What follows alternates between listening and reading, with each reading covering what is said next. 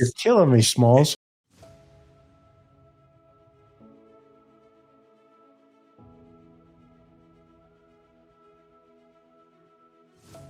Welcome to the Witness Box, everybody. I'm your host, Joshua Diaz. And if you're new to the Witness Box, it's hosted by me, Joshua Diaz, Chris McDonough of The Interview Room, and Dr. Gary Picato. Chris McDonough is a former homicide detective and the host of The Interview Room on YouTube. He's worked over 300 death investigations and has a solvability rate north of 90%. He also works for the Cold Case Foundation, as does our other co-host, Dr. Gary Picato. Dr. Gary Picato is a clinical and forensic psychologist, researcher, and author in the areas of violence, including serial, mass, spree killing, and sexual offenses, and severe mental illness, including personality and psychotic disorders. And in 2019, Dr. Picato co-wrote The New Evil, Understanding the Emergence of Modern Violent Crime, alongside Dr. Michael H. Stone, to present a comprehensive system of categorizing motives for offenses ranging from self-defense to severe torture in the context of serial killing. You might say that he's written the book on crime. His book is for sale on Amazon and bookstores everywhere. And as for me, I'm a broadcaster with over 9 years of experience, a producer, and a host.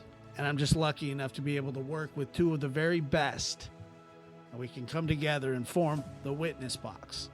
I hope you enjoy.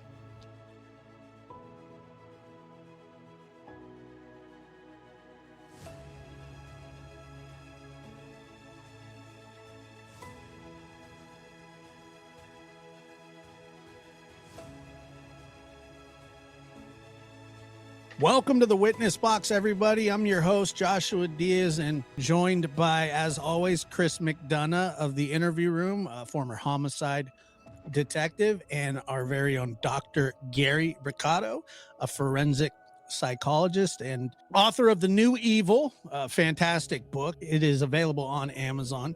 How are you guys today? Good to see you. Very well, thank you. And you can get The New Evil also in any major bookstore, Barnes & Noble or anything like that. It's usually right there in the psych section. It's a fascinating read, and it took you a while to put that one together, didn't it?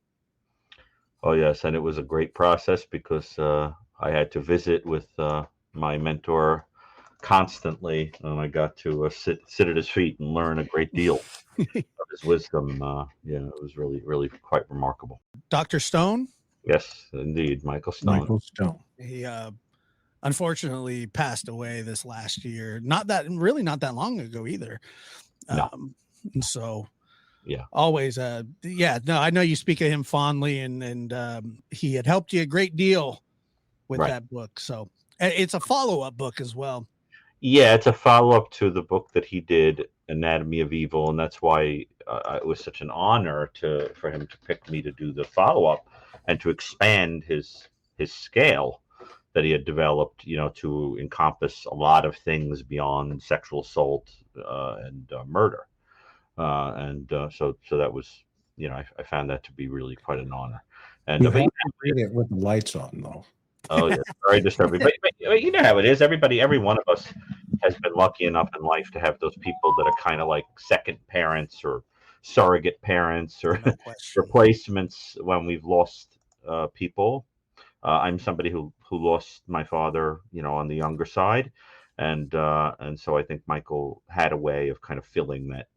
How old were you, Gary, when your dad passed? Oh, I've got to calculate it a minute. Hold on. I think, oh Lord, I was in my 30s, but I'd have to figure out exactly what year it was. But that was hard, to lose your. Yeah, I'm sorry. Yeah. He was a very good man, my father, very special. Was he an academic like you? No, he was one of these people who had an incredible inborn intelligence, but his life didn't give him the opportunity to kind of to let it come to fruition.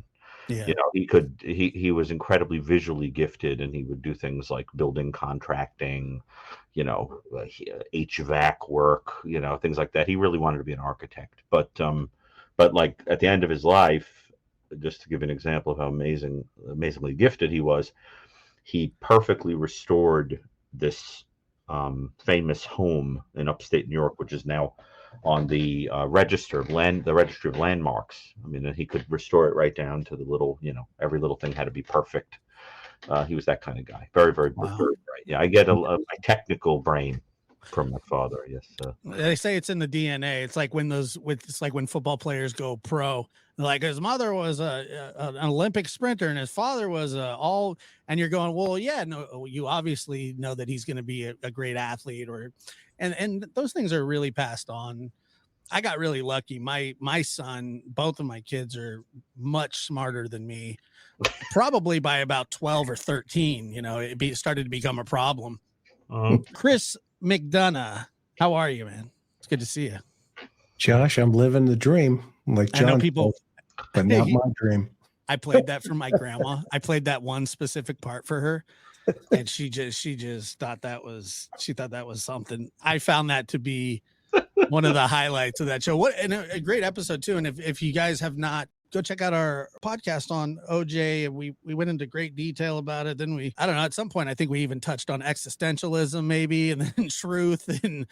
Yeah. And people loved it. I had excellent feedback from people that they thought that the approaching the OJ case from the perspective of what was going on culturally and in terms of what's changing in the philosophy of the culture was really powerful. I thought they'd snoozing. I did too. They really it's like the truth is not the truth. The truth is what people want to believe, and right. it is a really fascinating, but it's also kind of scary as well when you think about, because the truth. It's funny because there are people out there that say the truth is what I say it is, and there are people that kind of fall into this melting pot of we're with you. We're either. We either conspiracy theorists, the government's out to get us. I'm not saying that, some of that stuff can't be true, but right. Like I've always said, not everything's a conspiracy. And when you're dealing with logic and truth, it is difficult to kind of separate, so it's like right. worlds colliding. You also get people who manufacture their own fame. They'll say, I am a influencer, and then they're an influencer, right? Yeah. If you can just make it up, no one cares. Seems like a bit of a pattern. It happens. I can think of a few cases. Yeah, a lot.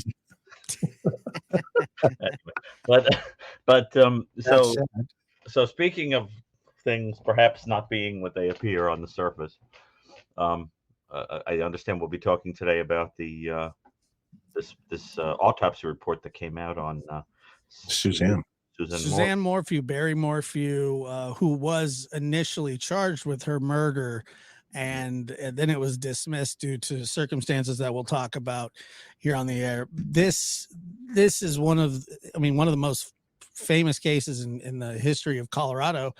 It's been thought of and talked about and back and forth, and it's been contentious. And we just finally get back an autopsy report that has, I think it's been a couple months since this was out. They happened to stumble upon Suzanne Morphew's body while on another, I guess you could say they were searching for another body or other bodies, and they ended up coming up with hers. Chris, you were, I guess you were in on this when it first went down. I mean, you were there from the get-go. What are your thoughts about Suzanne being found and this initial autopsy report? Well, initially, the Cold Case Foundation was contacted by Andy, Suzanne's brother.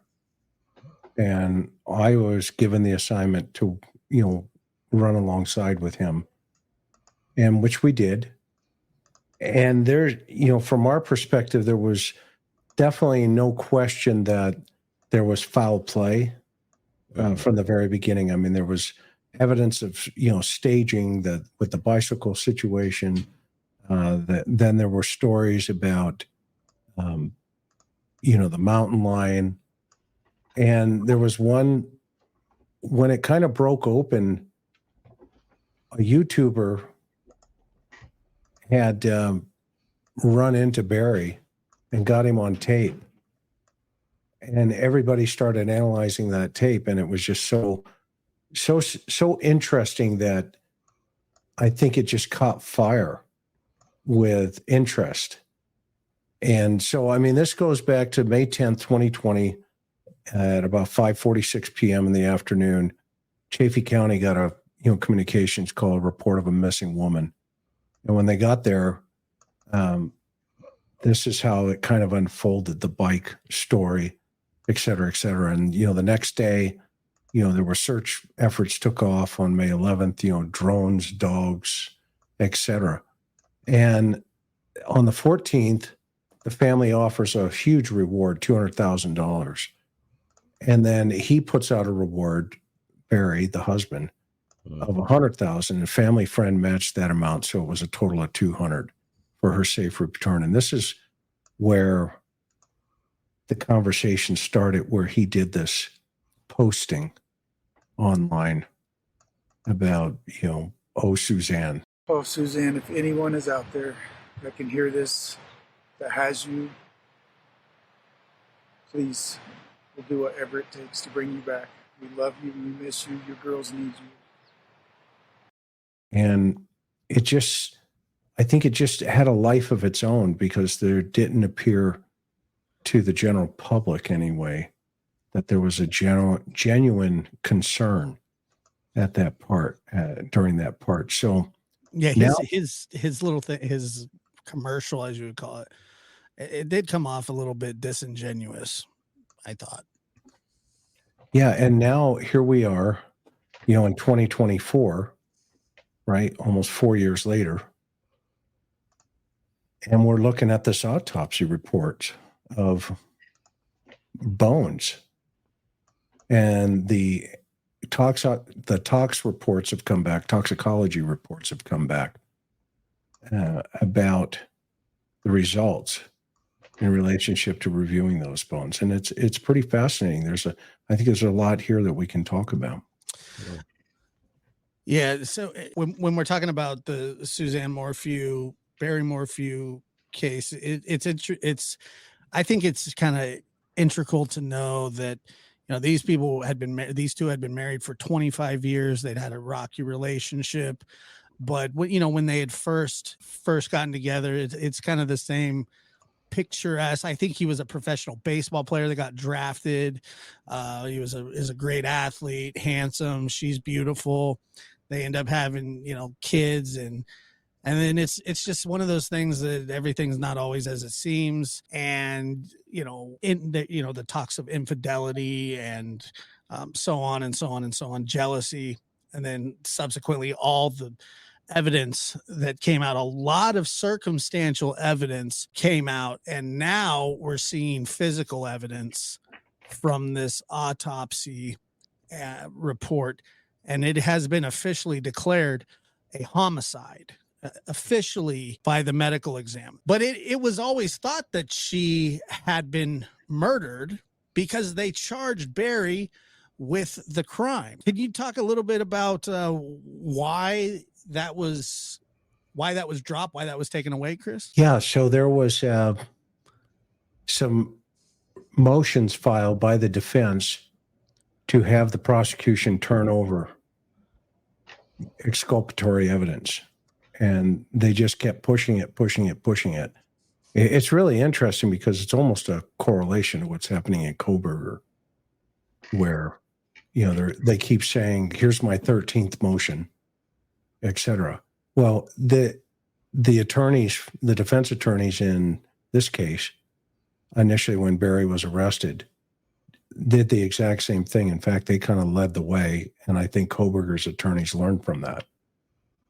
And in this, what happened was the judge gave some deadlines and the prosecution didn't hit those deadlines. And the prosecution had 16 witnesses. I mean, cell phone analysis, everything. I mean, it was basically the entire case. And the judge gutted it and said, okay, well, if you're not going to give them this right now, then you're not going to get an expert witness to testify about it. And there were 14 of 16 expert witnesses that were not allowed to testify in Barry's trial if it was going to go at that point. So the prosecution had no other choice but to, take a mulligan and drop the charges. And immediately, that set off a cascade of events. I mean, the DA went on YouTube channels, and she eventually got hammered for doing that, which was stupid. And there was all kinds of articles about, why she would even do stuff like that, who she did it with. And there was a lot of credibility problems there on both sides. And so what happened at that point, also Barry simultaneously took it to the court of public opinion in a civil lawsuit. And That's right. Yeah, I remember that. Yeah. I forgot about that. He sued. I can't believe that. Yeah. But Chris, it might be helpful for the audience, people who are not that familiar with the case, to hear what the circumstances were that even raised suspicions about Barry. I mean, what is it that led to there even initially being suspicion? What was going on in the relationship between them? What motive might there have been to disappear one's wife at the time that because he was initially a suspect, correct? Yes. He's a person of interest. Yeah, for sure. So or a person of interest. So let's talk a little bit about what might have led to that. In the arrest affidavit, it said that it became clear that Barry couldn't control Suzanne, and she was leaving him. Standard cookie cutter type stuff, and that he had resorted to doing something that he'd always done, basically, was hunt and kill. It all goes back to who he is as a person. There was a tumultuous relationship between them. She had been messaging family and friends, and she had a boyfriend, and that she was wanting out of this relationship because he was abusive. And is that confirmed, or that was her talking to others, and she wrote it in her journals. Yeah. Okay. Because Shades of Nicole Simpson. Yes, that's what I was going to say. It reminds me of our last episode, because I remember reading that he was described as, I think it was something like narcissistic and controlling. Yep. And so that the kind of person who, if they were jealous, it wouldn't just be wanting to express rage, but really more like, if I can't have it, if I can't have this woman, why should anybody? That kind of thing. Yeah, and she was dating somebody else, and it's believed that he had just found out about that, and it had been confirmed, and that she was planning on leaving him. And I don't know how long the affair had been going on, but it had been for a little while, I know, and that she was done with Barry. And I'm sure, this is just me speculating, but jealousy, I can't believe somebody would leave me. I'm sure there was some financial, reason, not financial reasons, but financial motive in that case. I mean, they were wealthy, they had money, but was it a house of cards or wasn't it? And Chris, you could speak to that a little bit more, I'm sure. Yeah. In order to, I think, lay a good foundation here, it's important to understand really where the two of them came from in Indiana. They grew up in the same town, but she was from the other side of the tracks, i.e. money. She grew up on a golf course. Barry worked on a golf course, and that's where they met when she was younger. I mean, like one might have a chip on his shoulder about having climbed up into a different level of society. Yeah, I did a whole program on it, and then so Suzanne at first really wasn't impressed, right? But ultimately, he wooed her over, right? Used to take her on golf cart rides and that kind of stuff. And they're both, it was puppy love. And Barry, though, came from a very interesting family dynamic. His father was extremely controlling, and he was pushing him to become a professional baseball player. Oh. But Barry had another love, and that was hunting. He used to shoot squirrels. He used to shoot deer. And that ultimately led into, multiple paths. He tried to make it into the Major League Baseball, but his numbers weren't good enough. And quite frankly, they washed him out. They said, no. Well, getting drafted by the Expos is hardly making it to the pros. Right. Well, but his numbers were dismal. I think he didn't last, not even a quarter after the draft. They said, thanks, goodbye. And so he returns in shame, with his head down, basically. Interesting. That he wasn't a huge baseball player, because in his hometown, if you go to his hometown, he's all over the school walls as, Barry Morphew holds this record, that record, etc. He makes it to the pros. And I've always felt that, his dad shut him down, that he didn't fulfill something. So he was kind of bitter, and he ended up getting an agricultural degree and became a professional landscaper. So just to understand, if he were with, let's say, a beautiful trophy wife, or a woman who represented some higher stratum of society, and then were to lose her, there would be a double blow, because it would only be the pain of losing one's wife or losing a sense of control, whatever, but also a kind of Icarus-like fall from grace into going, into the reality that you weren't good enough for.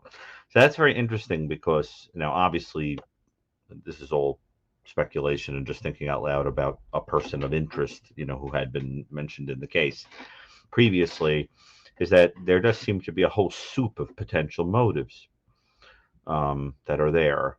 But remember, for those who listened to the episode on OJ, we made a great point of distinguishing between men who become jealous impulsively and just explode and kill, and men who do so methodically and mechanically, and then don't have a lot of remorse and come up with cover stories and try to eliminate traces of the body, and do fake tears and cry fake tears on television and the whole thing. That's a very different kind of person.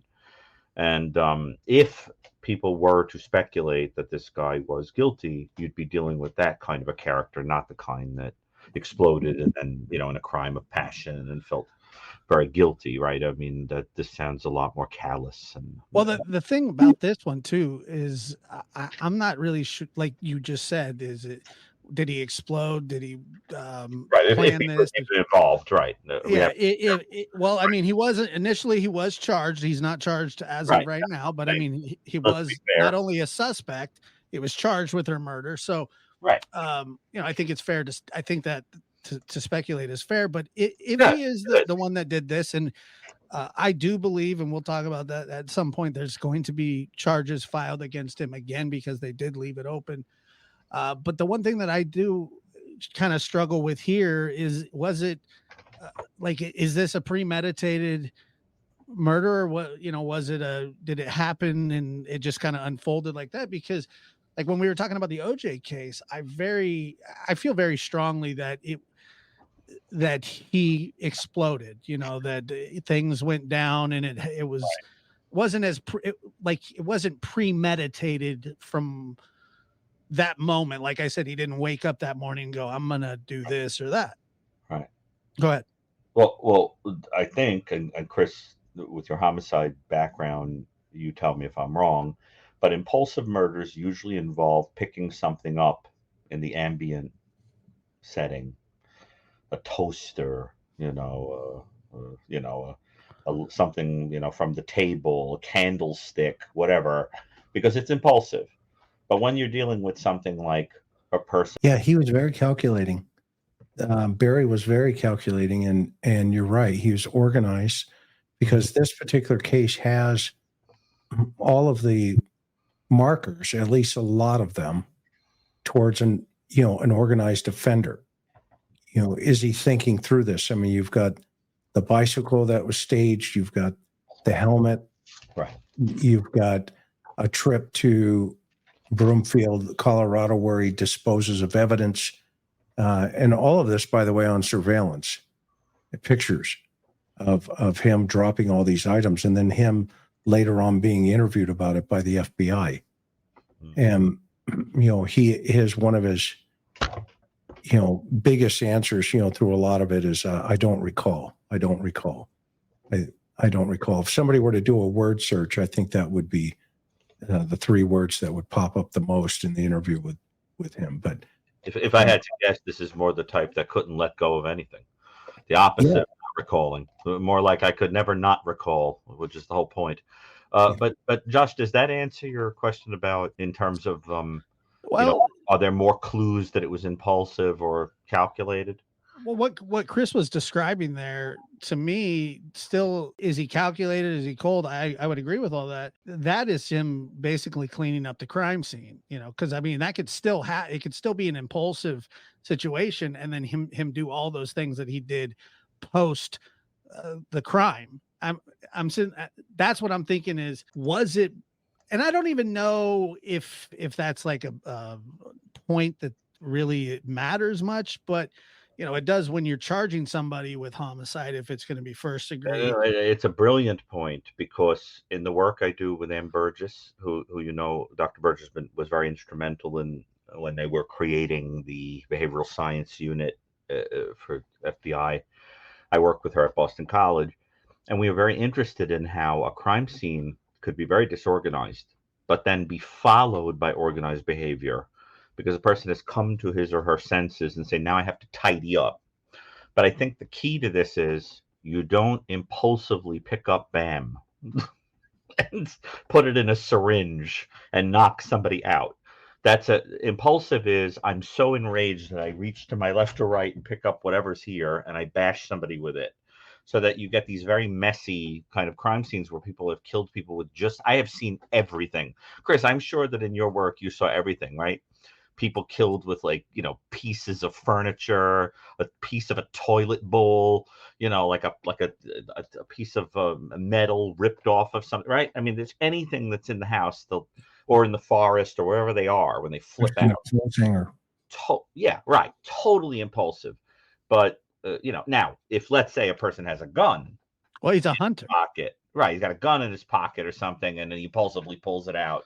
That I could see being impulsive, but I think preparing a syringe, which I think based on the autopsy, but have happened. Not and not to be a contrarian, but I mean, couldn't you be so pissed off that that's what you went and did? And I'm gonna.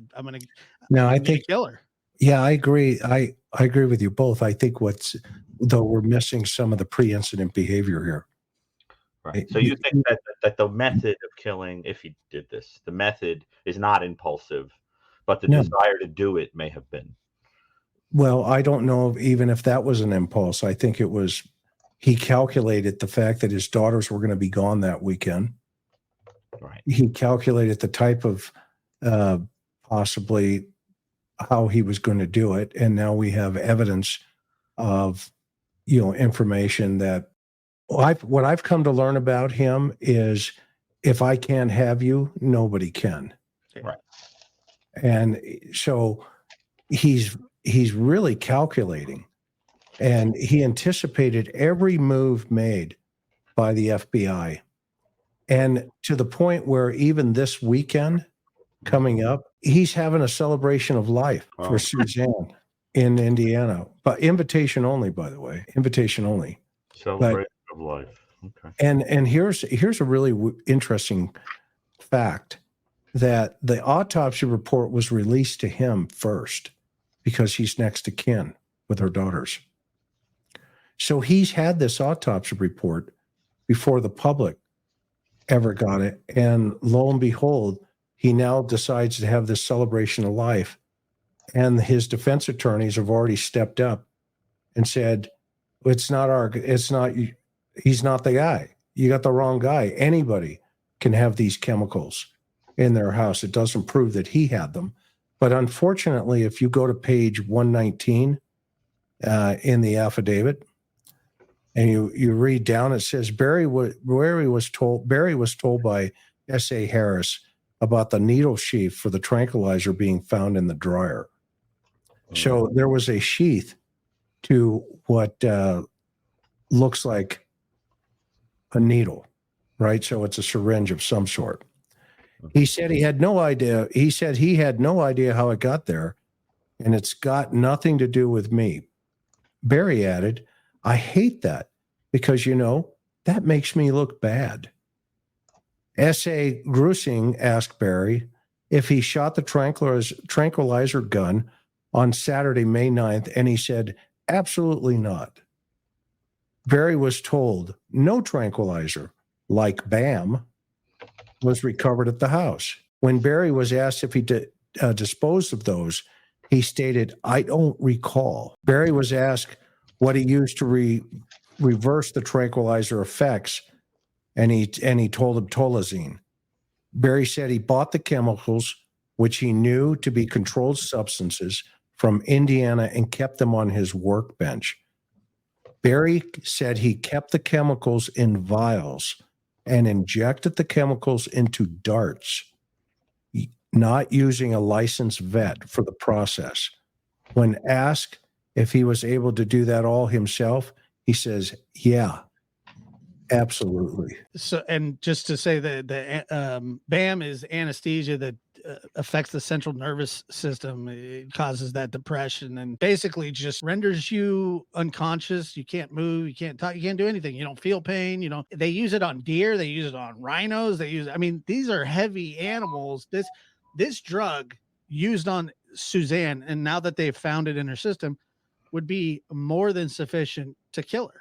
It would just take most humans out. Yeah. And if you look at the autopsy report under the final diagnosis, look at number 1. Homicide by unspecific means in the setting of butyrophenol.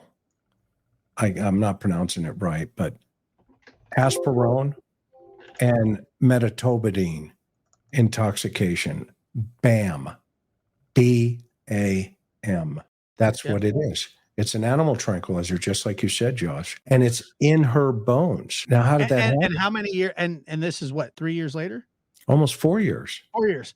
And they were still able to get that out of her from her autopsy, which I thought, because when they said we're going to do an autopsy after they found her, I was like most people were probably thinking, yeah, unless there's like a bullet hole or a crack in her head, I doubt that they would find anything. And lo and behold, how stupid am I? Because not only did they find something, I think that they found what they were looking for. Right. That's a direct correlation to his statement. Absolutely. If you were to ask me, Barry Morphew today, after finding out this information, is more worried than he has ever been, because they were under the suspicion that this is probably how she died, or that he had used this on her, or this kind of chemical, or these kinds of chemicals, because I think there are other unspecified chemicals in there as well, correct? Well, yeah, there's other stuff, but this is her cause of death, right? Yeah, this is the intoxication. Right. The opinion based on the information provided to me at the time of this report. It's my opinion that Suzanne Morphew, 52-year-old adult white female, died as a result of homicide by unspecific means in the setting. Meaning, what the doctor's saying is, I can't tell you if he shot a dart. I can't tell you if he used a syringe. I can't tell you how the setting was, i.e., how he did it. Okay. However, he then talks about the 3 chemicals, and he says this is an intoxication. These drugs are marketed as a compound injectable chemical immobilizer for wildlife, providing pharmacological, reversible sedation, immobilization. If more information becomes available, this report can be amended. So what he said was he died as a result of an injection or some way this chemical got into her system. And it just so happens when he was asked in one of the FBI interviews, the agent says, S.A. Grusing, Special Agent Grusing asked, if those chemicals could have been part of the workbench you cleaned off before he went to Broomfield. And Barry responds, could have been. Now, the 2 points I'll just jump in here and make. One is that it is entirely possible that a person is attempting to sedate someone without the intention being to kill them. It might be that you're sedating them to abduct them, for example, or take them off somewhere, or threaten them, or do Lord knows what. But because it's an animal tranquilizer, you're not aware of the effect it's going to have on a person, and it kills them.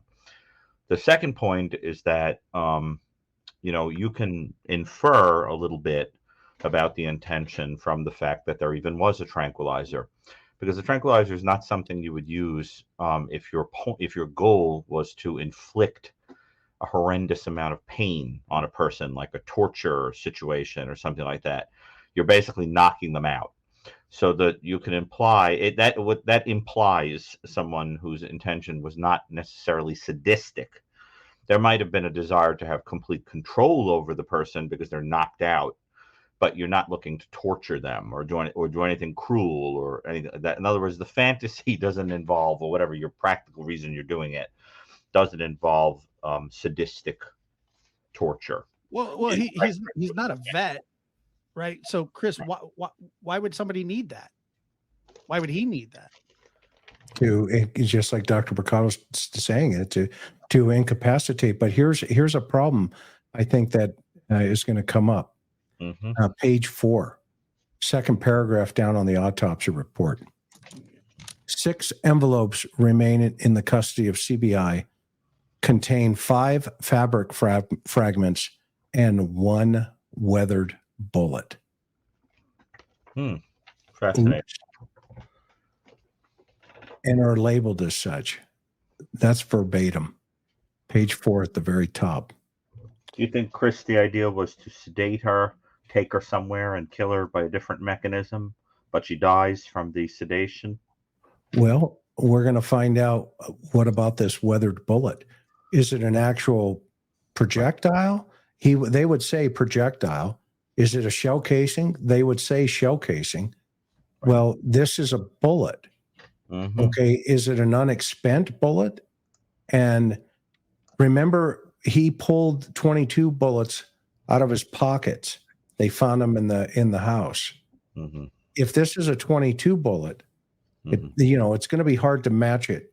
But if they could match it to the lot somehow, which I don't know if that's possible with the type of ammo he may or may not have used. Remember, he used to shoot chipmunks. And he says it all through his FBI interview. Look, I shoot chipmunks all the time. Yeah. Right? With the chipmunk gun. Yeah, I remember that. Yeah. Right? They never found the tranquilizer gun. That thing is MIA. But here's another interesting point with inside of the submitted grave. Mm-hmm. Is a purple medical device. And it's in the grave. Right.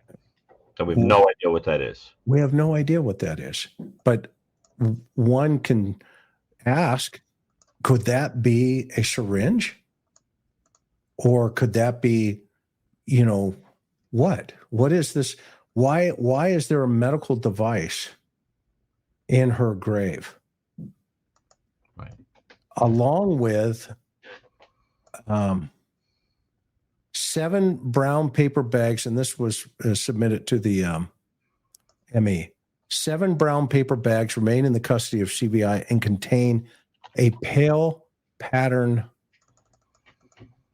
balaclava. How do you pronounce that? The face shield? Be- Barkaloff. It's Yeah. it's like a covering, like you would imagine a ninja wearing, that covers the whole head except the eyes. It's like a black covering. Yeah, obviously something somebody would use to conceal. Why is that in the grave? Right.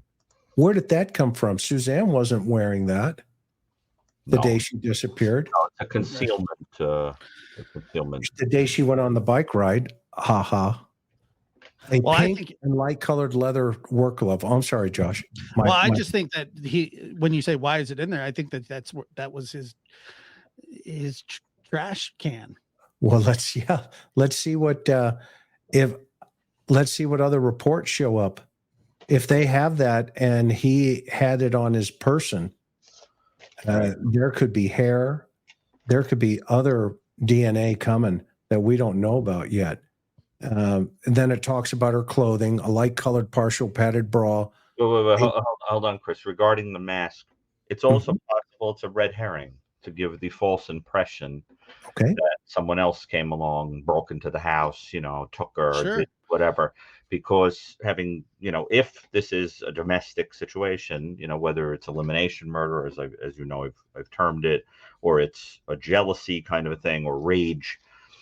Usually you do make an attempt to cover it up and make a phony story, and a clever person would bury things there that were red herrings to give a false impression, a crowbar to make it look like somebody broke into the house, or a mask or something. I mean, wouldn't you think, Josh, it's possible that it's possible. I would think that the reason that he would do that is because he's riding through the wilderness with his dead wife, and he doesn't want anybody, if he comes across anybody, he doesn't want them to know who he is either. Entirely possible. And then he just throws everything in the hole that he digs, because obviously he doesn't respect her body or her remains, and he just uses that hole like a trash can to get rid of everything. Now, I think Barry's smart, but I don't think he's red herring smart. I don't know, Josh. Don't underestimate him. I'm not underestimating him. I'm just saying that I don't know. I think the reason that he would use that would just to cover his face. But yes, it could be. I don't know. Chris thinks he's a little. I think, Chris, you think that he's a little more clever than maybe I do. Well, and I don't know. Maybe it's because I've seen a couple of things where, you've got the bicycle staging, you've got the helmet staging, you've got the job staging where he's going to be away from the area. You've got him calling his employees at 5 a.m. and saying, hey, you got to get up and get this job going.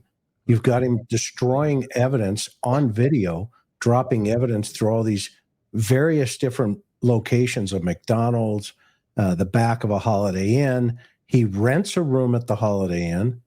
He washes all the tools. He's seen coming into the lobby with all these tools on video. Remember that? Yeah, I do remember. Mm-hmm. Okay. And then, he rents a room. He changes clothes. And he's asked about all of this by the FBI. Say, well, why are you doing all this stuff? Okay. And then he says, well, I left my wife at 5 a.m. I know she was sleeping because I could hear her snoring. Okay. And that was the last time he saw her.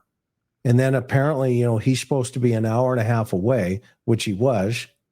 And he gets a phone call saying, Mom's dead, or we can't find Mom, excuse me. And by the daughters. And what does he do? Here comes the knight in shining armor, comes rushing home, to help. O.J. Simpson style. O.J. Simpson style. I mean, I think if you overlaid them, right, you would see a lot of similarities in relationship to behavior. And so go ahead. No, except the one thing that because the more that you talk about it, the more it definitely sounds a lot more premeditated than what OJ did. But other than that, there's so many, there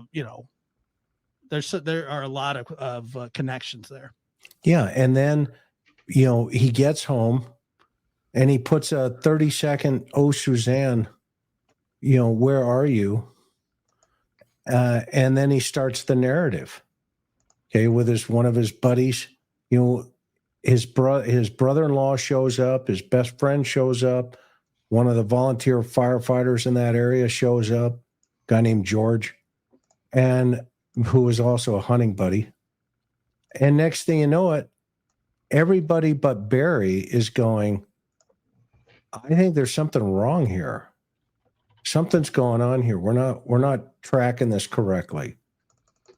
And so right from the get-go, they all gave statements to the FBI saying, look, I'm not saying that he did it. I'm saying it's possible he could. Even one of them, his best friends that he grew up with, the first, the interview with the FBI is, well, I'm not sure. And then he walks outside with him and he turns to him and he goes, yeah, he killed her. That's in the reports, right? I mean, from a witness. So, well, we fast forward now to where we have this grave. And by the way, it took them 3 days to process this grave. Okay. Who found it? Dogs? Huh? Dogs find the grave? No, it was a bunch of, they were looking for something else and they ran across it. And you see, skeletal remains are submitted in 3 bags labeled Jane Doe R17, day one skull, Jane Doe R17, day 2 and 3 under external examination. So that means it took them 3 days. And here's what's another really interesting, piece of this particular autopsy report. The 3 bags contain multiple human and non-human bone and fragments. That is fascinating. You know what I would speculate about that, Chris, if this guy was guilty? That he was experimenting with the chemical on animals before using it on a human. Well, and he had a history of it. He'd been using it for years. He would shoot at deer with the chemical and then go dehorn them and go sell the antlers. But he might have been practicing a little bit, Oh, he'd been practicing for years and years. Yeah. He even had a deer farm at one point in Indiana, right, where he would harvest the antlers and sell them. He would go to Wyoming. Remember in Jackson Hole, the gigantic, antler arch that you can stand under? Right. They also buy antlers over there, and like you could sell them and for a wholesale price. And Barry was notorious for coming in, and so that was kind of a side business he had. He also used to shoot squirrels and chipmunks and skin them. Yeah. He bragged about how fast he could do it. Yeah, he held the record. He said one day I shot 65 in a single day and skinned. Are there people that keep track of that stuff? Apparently he does. And then we get into those 3 bags, right, where they talk about the submitted human bones. Right. But you know what, guys? You know what we're not seeing here? Josh, what do you think we're not seeing here? We're not seeing where hands at. Yeah, or feet. Where are they at? Well, we're not seeing it in the original, paragraph here. They're not talking about them. But however, if you go down to evidence, it says TA11, the 3rd paragraph down, possible bones, and TA12 bones are received and collected, include the collection of skeletal remains, and they're released to this Dr. France, who is a forensic anthropologist. And then they also talk about teeth that were released for DNA testing. The skeletal remains were released to this Dr. France for forensic anthropology examination. And then they were later returned to the ME's office in December. The bag containing 4 botany bugs, i.e., these are bug packets, what we used to call them. They're dead bugs inside of the clothing. Said 2 packs from the hoodie. And so that's sent to a botanist for examination. You can tell based on, how long it took for those bugs to appear, like lice appear at a certain time frame. And then we've got the femoral sections, and that was sent out for toxicology, and that's what we got back here from the femur. Both of the femurs were sent out, and that's where it came back with BAM inside of her system. Yeah, Sad. and Dr. Gary, this is something that when we're talking about these new cases and attacking the evidence, and that's exactly, well, I think in this case they not only, they didn't really attack the evidence as so much as the procedures of the court, and which is a very common thing to do, Right. as well. But the one thing that we haven't talked about is that he had put his phone into airplane mode as well. Oh, very, very interesting. That is very interesting. But I want to just comment about something about this missing hand and feet situation. First of all, we don't know if there was any kind of dismemberment going on here. I mean, but Dr. Burgess that I mentioned earlier, and I and Dr. Victor Petreka at Boston College, we have studied extensively offenses that involve dismemberment. I can tell you that Michael Stone, that we mentioned earlier also, and Nan and I defined the difference between dismemberment and mutilation, which are terms that people used to use interchangeably. Even if you look on like Wikipedia, the definition it gives is our definition. I mean, it's made the rounds. And what I think the audience would find interesting is that the way we conceptualize it is that dismemberment means the destruction or elimination of a large section of the body, which is the head, the torso, the arms, the hands, the pelvis, the legs, or the feet. And if any subsection of those is destroyed or eliminated, that's mutilation. So if you were to destroy a finger, you're mutilating it. But if you cut off the whole hand, you're dismembering it. If you were to destroy an eye, you're mutilating it. If you were to take off a whole head, you are dismembering the head. And it's a very handy and easy definition, and I think makes a lot of sense.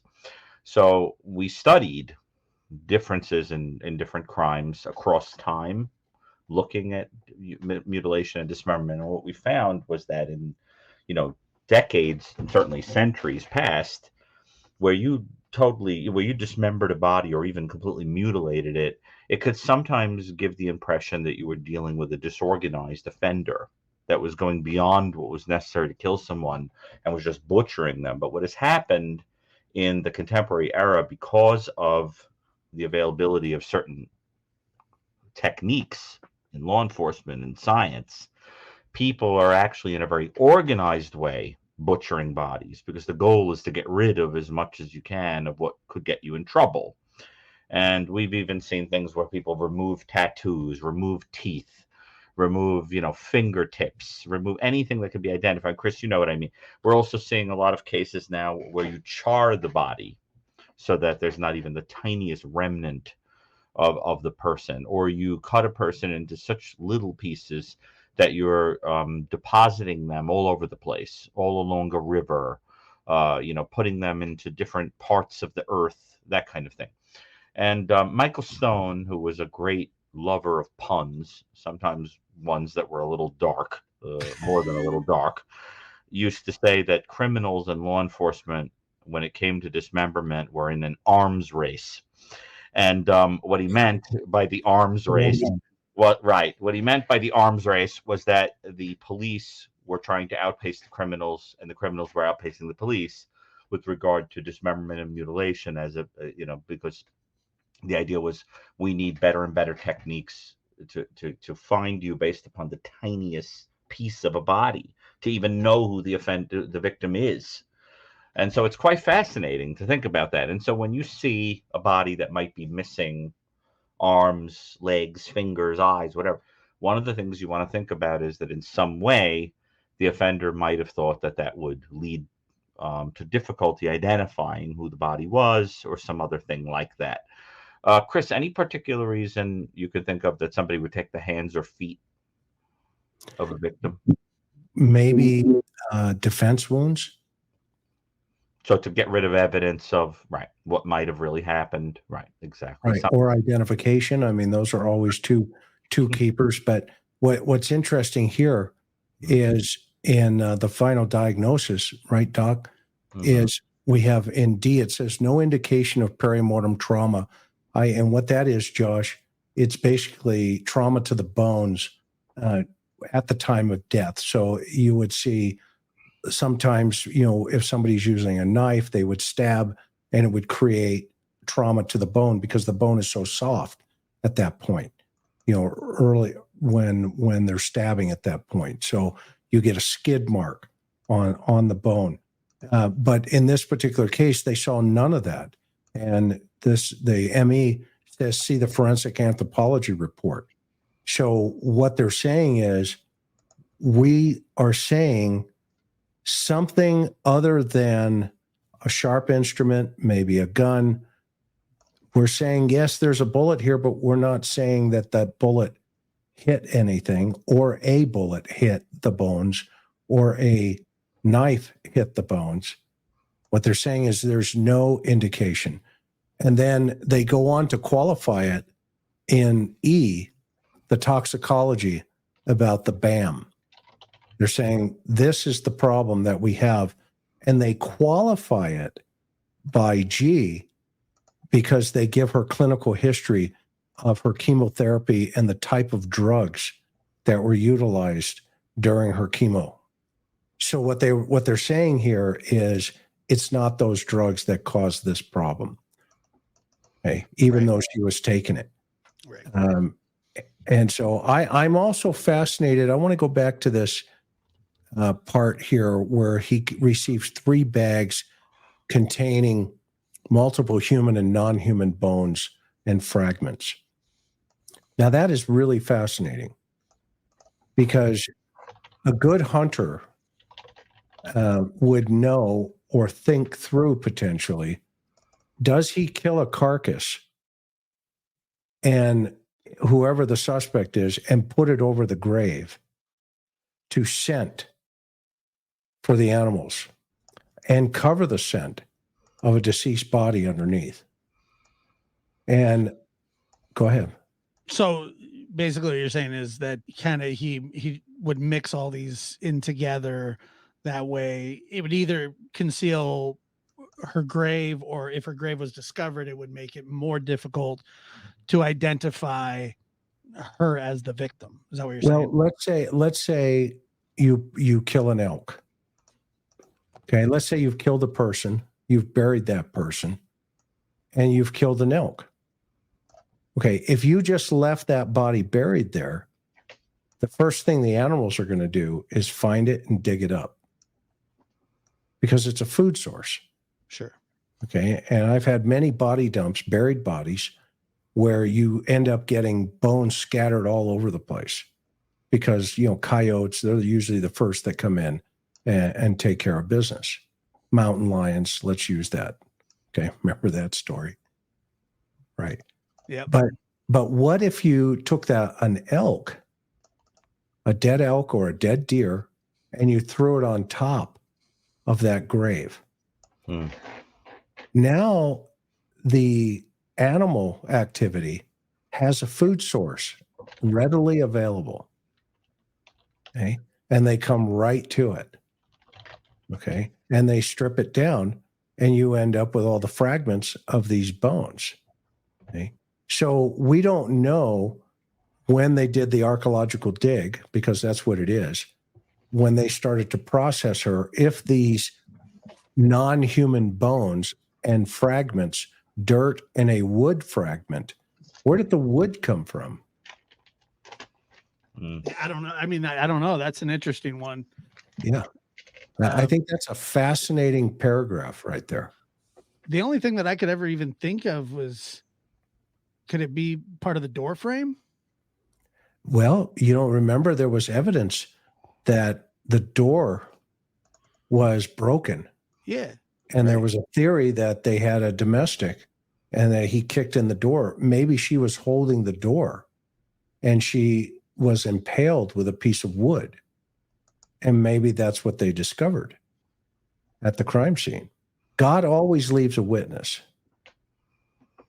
Either a dog or, something to this effect. You never know. I mean, I've seen the craziest things. I had a victim one time was wrapped up in a military jacket. Her name was Rebecca Jensen. And inside of that jacket was, some craziness in terms of the suspect had grabbed her by the jacket, and we were able to, do a swab on the inside. And that's just like one of these things where, God left a witness. You may not see them, but it was there. Well, back to your point about the premeditation, we were talking about that, and I believe he was charged with first degree murder. So the very first time, and it's funny because I'm looking right here, and the more that I'm thinking about it now, with the red herring and the staging of the bicycle, he walks up all dramatically and he touches it and he goes, "That's hers," that whole thing. But also here, when his phone went into airplane mode, which by the way is extremely beautiful circumstantial evidence, and this case, by the way, is filled with circumstantial evidence, and there was enough circumstantial evidence where the DA they were able to charge him with first degree murder. And so I mean that's substantial, even though it was withdrawn. But also, again, they left it to where he could be recharged at any time. And I do believe that what they've been waiting for is the autopsy results. And I mean, this is a shocker. This is a shocker that they found this, because I didn't think that they were going to find much. And I didn't know finding somebody's body is a big deal when it comes to being able to prosecute a crime, but then confirming the theory of how she died through an autopsy is incredible. But if you listen here, it says Barry Morphew's phone went into airplane mode around 4:31 a.m., similar to about when one Brian Koberger's phone. A lot of people are doing a lot of stuff around 4:30 in the morning. People tend not to be awake during those hours. The court was told and pinged again just after 5:30 as Morphew was turning at Buena Vista as he headed towards Broomfield. Now, here's where I'm going with this. He would text his mother Happy Mother's Day a minute later, and just before 7 a.m., he texted Suzanne to ask if she was awake yet. Happy Mother's Day. I love you, he added. That's some sinister stuff. That's that's covering your tracks. That forethought, just like you were thinking. Lots of forethought there. But it also it puts it in print. It creates an electronic trail. And how many do that? A lot. Oh yeah, that's it's a standard. It's standard for these kinds of things. But so could the mask be a red herring? Yeah, absolutely, it could. He is sinister, no doubt about it. He really had planned a lot of this out. Especially that's what the prosecution thought as well when he was charged with this crime. I think that he'll be charged with it again. I hope so.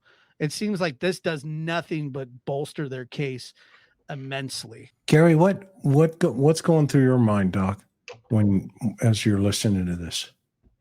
Listen, I mean, again, this is all speculation. There's a person whose charges that currently don't stand.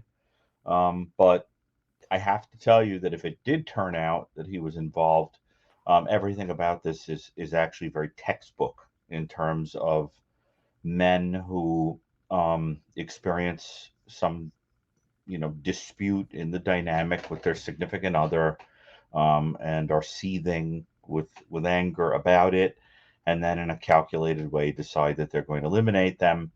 But this doesn't fall under the heading of elimination murder if he did it, because the motivation would not be some desired end that is being impeded by the person being alive, who is bedeviling you by not dying, right? Like getting money or something like that.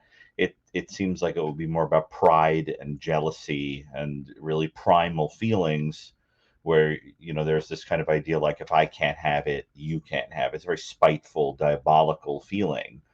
As a matter of fact, from a religious perspective, that is, some people would say, what motivates the figure of the devil is the idea of being angry that human beings can have a unique relationship with God that he, even as the most beautiful of angels, would not be able to have. And so the idea is to spitefully destroy the relationship between humans and God, out of an act of kind of envy, or I think jealousy would really be the proper term there, pride and anger. And there are people like that operate that way. I remember, I always tell the story that I once had to interview a person, and I'm going to very slightly change this for privacy reasons, but I had to interview somebody who had jumped in front of a train. And I said to the person, I'm very interested in the symbolism of why people choose the suicide method that they choose. And I'd really like you to help me understand, why a train? What was going through your mind? What was that about? And he said, well, I was sitting on the platform and I was looking at parents getting on the train and off the train with their children, people with satchels, like on their way to their jobs, kids with school bags on their way to school, and I started imagining all these people that had something to go to or to come from, and I didn't have any of those things. And I thought to myself, if I jump in front of the train, they won't be able to get there. They won't get it either. And they'll have to get out of the train and look at me and acknowledge me. And he explained that it was really an act of spite, because it was a blow to his pride, And there are people like that. And I suspect that if this person is guilty, if he's involved, it had something to do with the idea that he considered this woman perhaps someone on a pedestal, out of his league, beautiful, whatever. And the notion that not only would he potentially lose her, but that some other guy was going to usurp that title, that place, would have been too much. So there were text messages between the two leading up to the days, that Suzanne disappeared. One of them subsequently said, I'm done. Mm-hmm. I'm done. I could care less about what you've been up to for years. Mm-hmm. We need to figure this out civilly. And she wrote that in a text message. He writes back, I promise you, you were wrong about all the crazy thoughts about me. Why would I want another? Only a fool would stray from an angel like you. And idealization, yeah. And she was having an affair. She was leaving him for another man. Is that? Yeah. She was done with him. He was out of Midwest. And she that was another thing, is that these men, kind of like in the Dale Warner case. You were talking about earlier about how people go so far as to cover their tracks. I mean, it was suspected that this man, didn't he burn his fingertips off with some sort of whatever, I don't know, solvent or whatever he did. Who's in custody? Thank goodness. Yeah, thank goodness. Charged with murder as well, correct? Charged with her murder. And that was a process. I remember that from beginning to end with you guys, and I covered it as well with Billy and you, and just very frustrating, but we worked hard. We handed him a package. I even got him to cop out on oh really? Where she was supposed to be in front of the FBI. I leaned over and I said, so where do you think she is, Dale? He goes, Mexico. Yeah. Oh, well, you know what's interesting, Josh, and I think this is maybe a good segue here with what Doc said a minute ago about the fact that he just had this, I gotta have everything and I can't look like I'm the they can't have it, et cetera, et cetera. I love this quote from Barry in the affidavit on page 119. He says, I hate that because that makes me look bad. That goes right to the narcissistic personality, doesn't it, Doc? Well, I mean, I don't know him, but I know that and I haven't examined it, but I know that that it was said of him that he had a narcissistic and controlling personality. And if that is accurate, yes, that is precisely the kind of person who would say something like, it's more about, it looks bad for me, instead of being concerned about, Yeah, I don't know what the clinical term is in your world, but in my world, we call him douchebag, and that was the vibes that he kind of gave off to a lot of people. Was that he was arrogant? He was a lot of those, like you said, I don't know him either, but he was one of those people that he was a really sweet guy until he wasn't. Well, and love this, right? His wife is buried in a hole from getting tranquilizer in her body. And Barry tells the FBI, all I have now is my hunting. That's all I have. And I've done it since I was 7 years old. So if I've got to live this life without her, I at least want my hunting. And this year, I'm going to travel. That's sick. That's page 120 in the affidavit. It implies that the hunting was the original primitive childhood thing that was used to gain a sense of mastery, control, power, desirability, perhaps in the eyes of a father or something like that. And then later she becomes the object, but losing her forces the regression to the original. So you get the sense of someone who, like I said, has that kind of Icarus-like fall. It's funny. Freud had a theory about people who have dreams of falling, and he had this hypothesis that there were people who were afraid of losing a status that they had gained. For example, a patient who was once the only child in a family, and then the parents had another kid who they loved better, might have dreams of falling because they had been knocked off of the pedestal by the previous person. And it's a funny thing, to think about that idea of being on a pedestal and then, yeah. And listen to this, Doc. I want your take. Fall, yes. I want your take on this. Right. And it would be nice to have my guns that I'm confident with and shot many animals and have confidence in them. Mm-hmm. Yeah. Be nice to have my cameras when I go back to Indiana. I put them up there. They're cell phone cameras. And I can be anywhere in the country and I can get pictures of the deer that I'm hunting. So guns and cameras are my most important things on my wish list. How do you like that? Must make a person feel quite like God to be able to have that kind of domination from anywhere, right? And of course, hunting is about domination and control also. And but this should remind you of our conversations about the Koberger case with this behavior that no one is allowed to call stalking, that almost certainly would have to have preceded targeting strangers. From an investigative perspective, isn't it problematic that there's no other clear, pragmatic, more obvious motive for why anybody would have done this? No other suspects, nothing? I mean, just by process of elimination, doesn't it seem to have come from inside the house? No robbery, there's no sexual assault, there's no, what motive could there possibly be? Why would a person don a black mask for no reason? Well, yeah, that's a great question. And there's a couple of curveballs in this. In her car, in her vehicle, there is some DNA that belongs to some sex offender. Oh, somehow I didn't know that part. That's very interesting. Talk about that a little more. That's very, very interesting. Well, they did DNA and it came back with some guy that was a sex offender. But here's the challenge. He parked the car back at the house. Oh.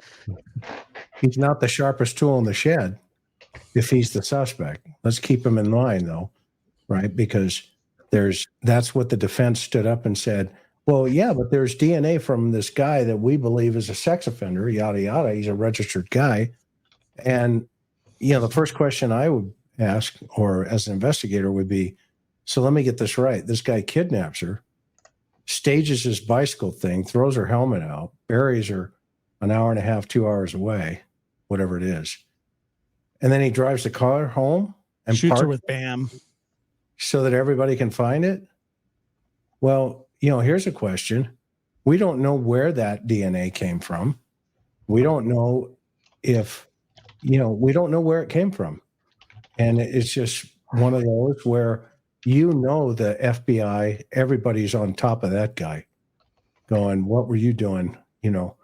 What's your shoe size? But the challenge, in that is the fact that it's there and it's a legitimate, argument from the defense as potentially exculpatory. So remember, we don't investigate people, we investigate information. And you look for exculpatory evidence first. But then you've got to ask, okay, if this guy is the suspect, hypothetically, who Barry is saying that's the guy, not me, I'm not the guy, some other dude did it, that will be their defense. And they've already laid it out today.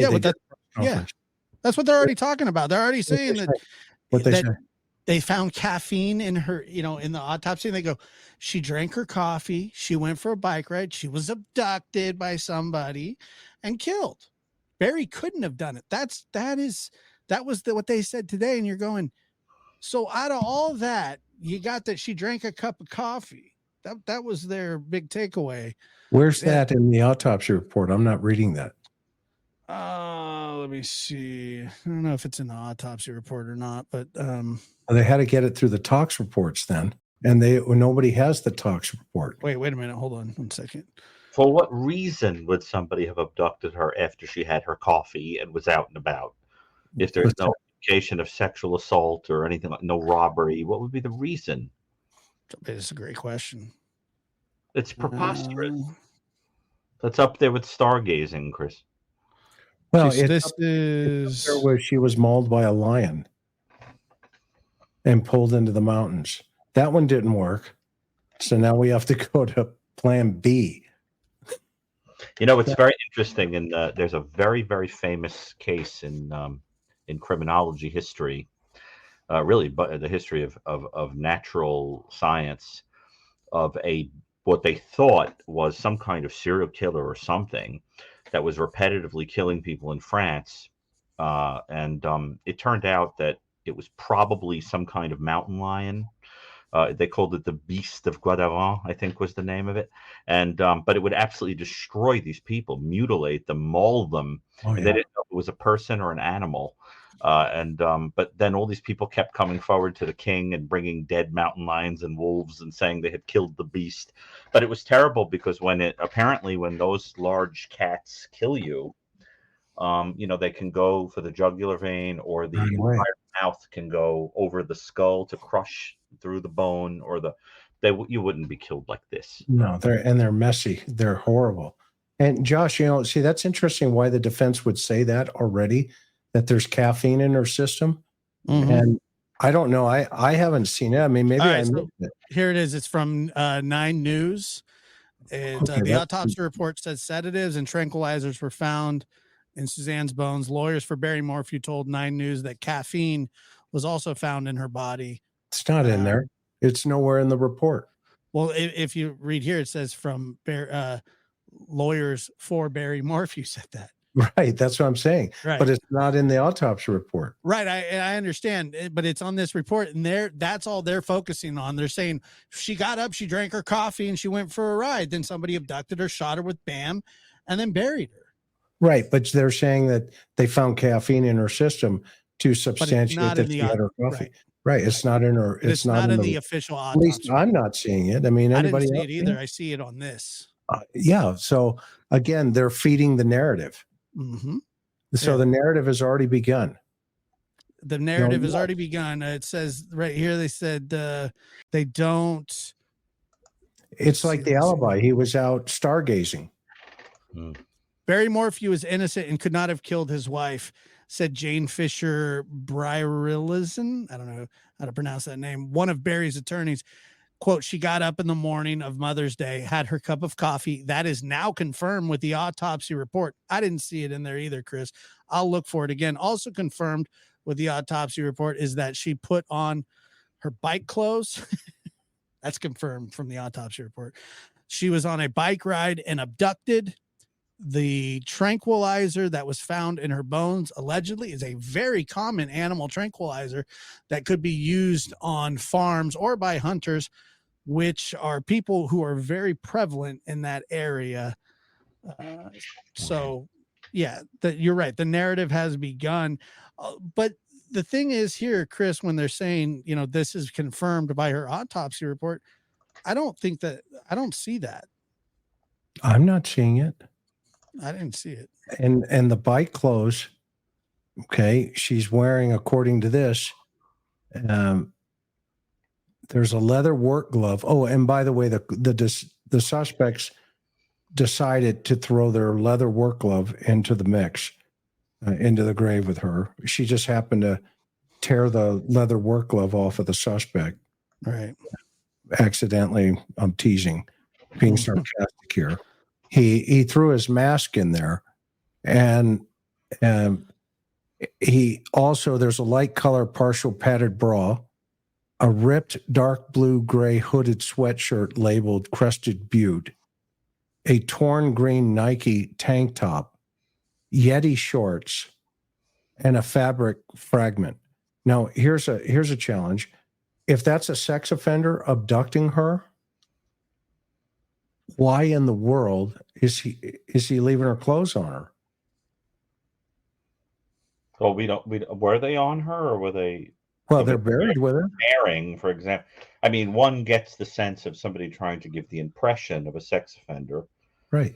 Having targeted her. But is the idea that she's too decayed for anybody to really get a sense of what may have happened in terms That's of, what I was thinking. How would they know that she was wearing those clothes?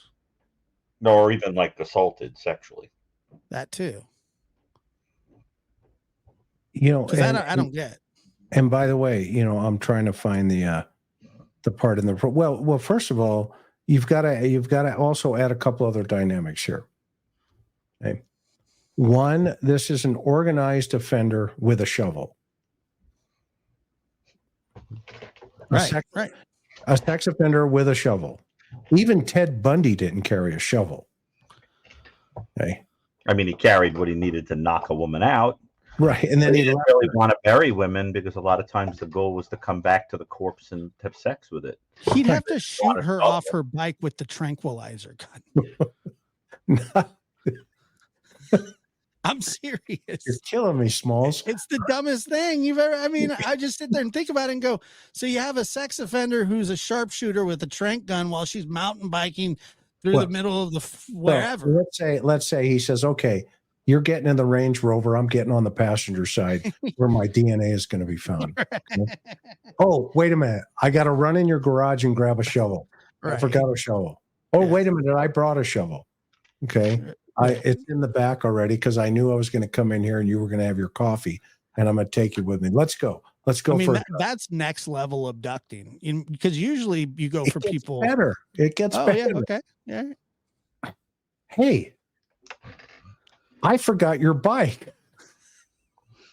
I got to go back in the garage and get your bike, and I've got to throw it down this hill here.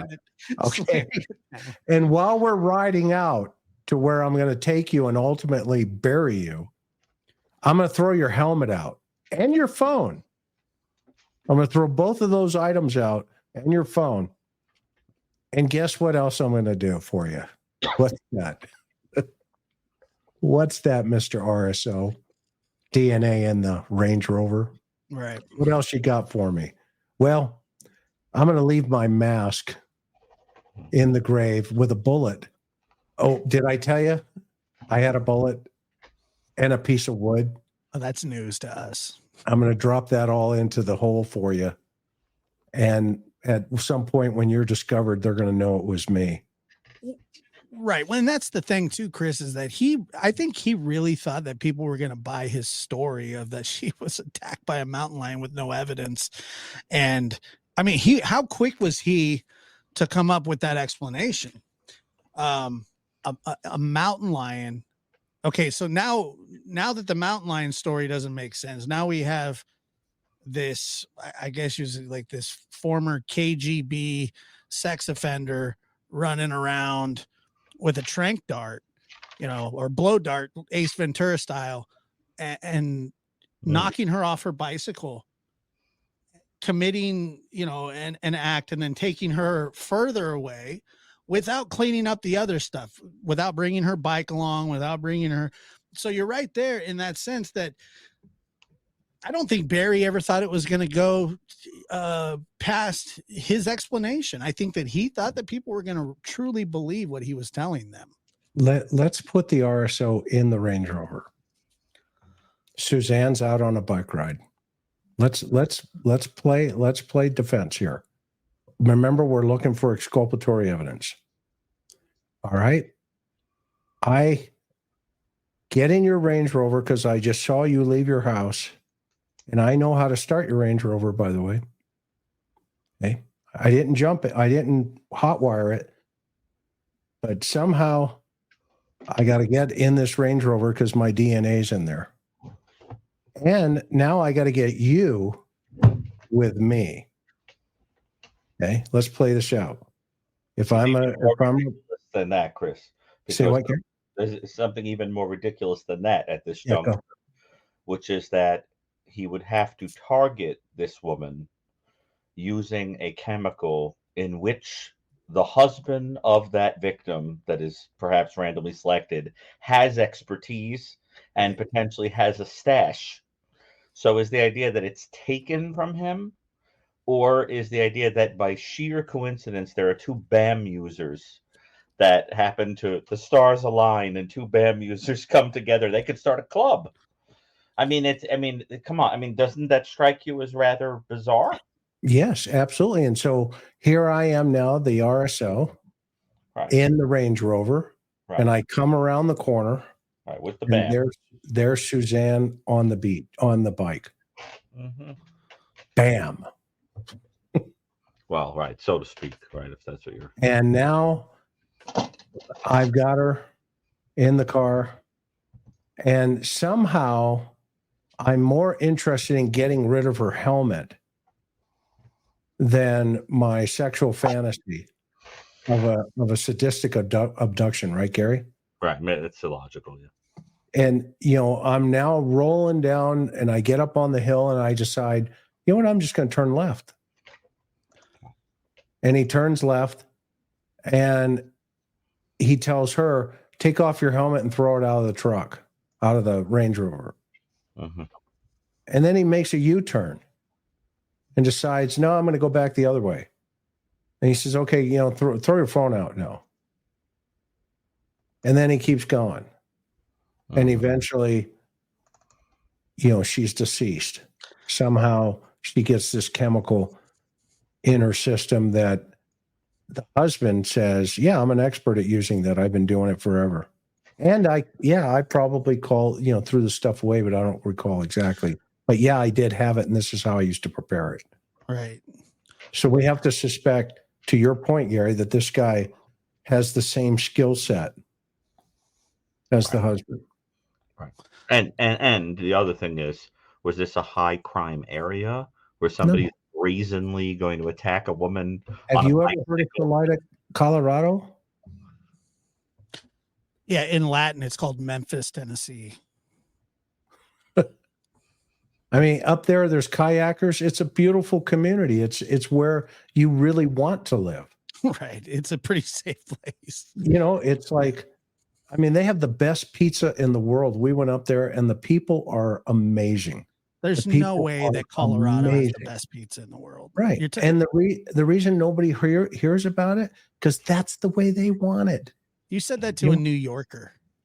That's the way they want it. And a New Yorker.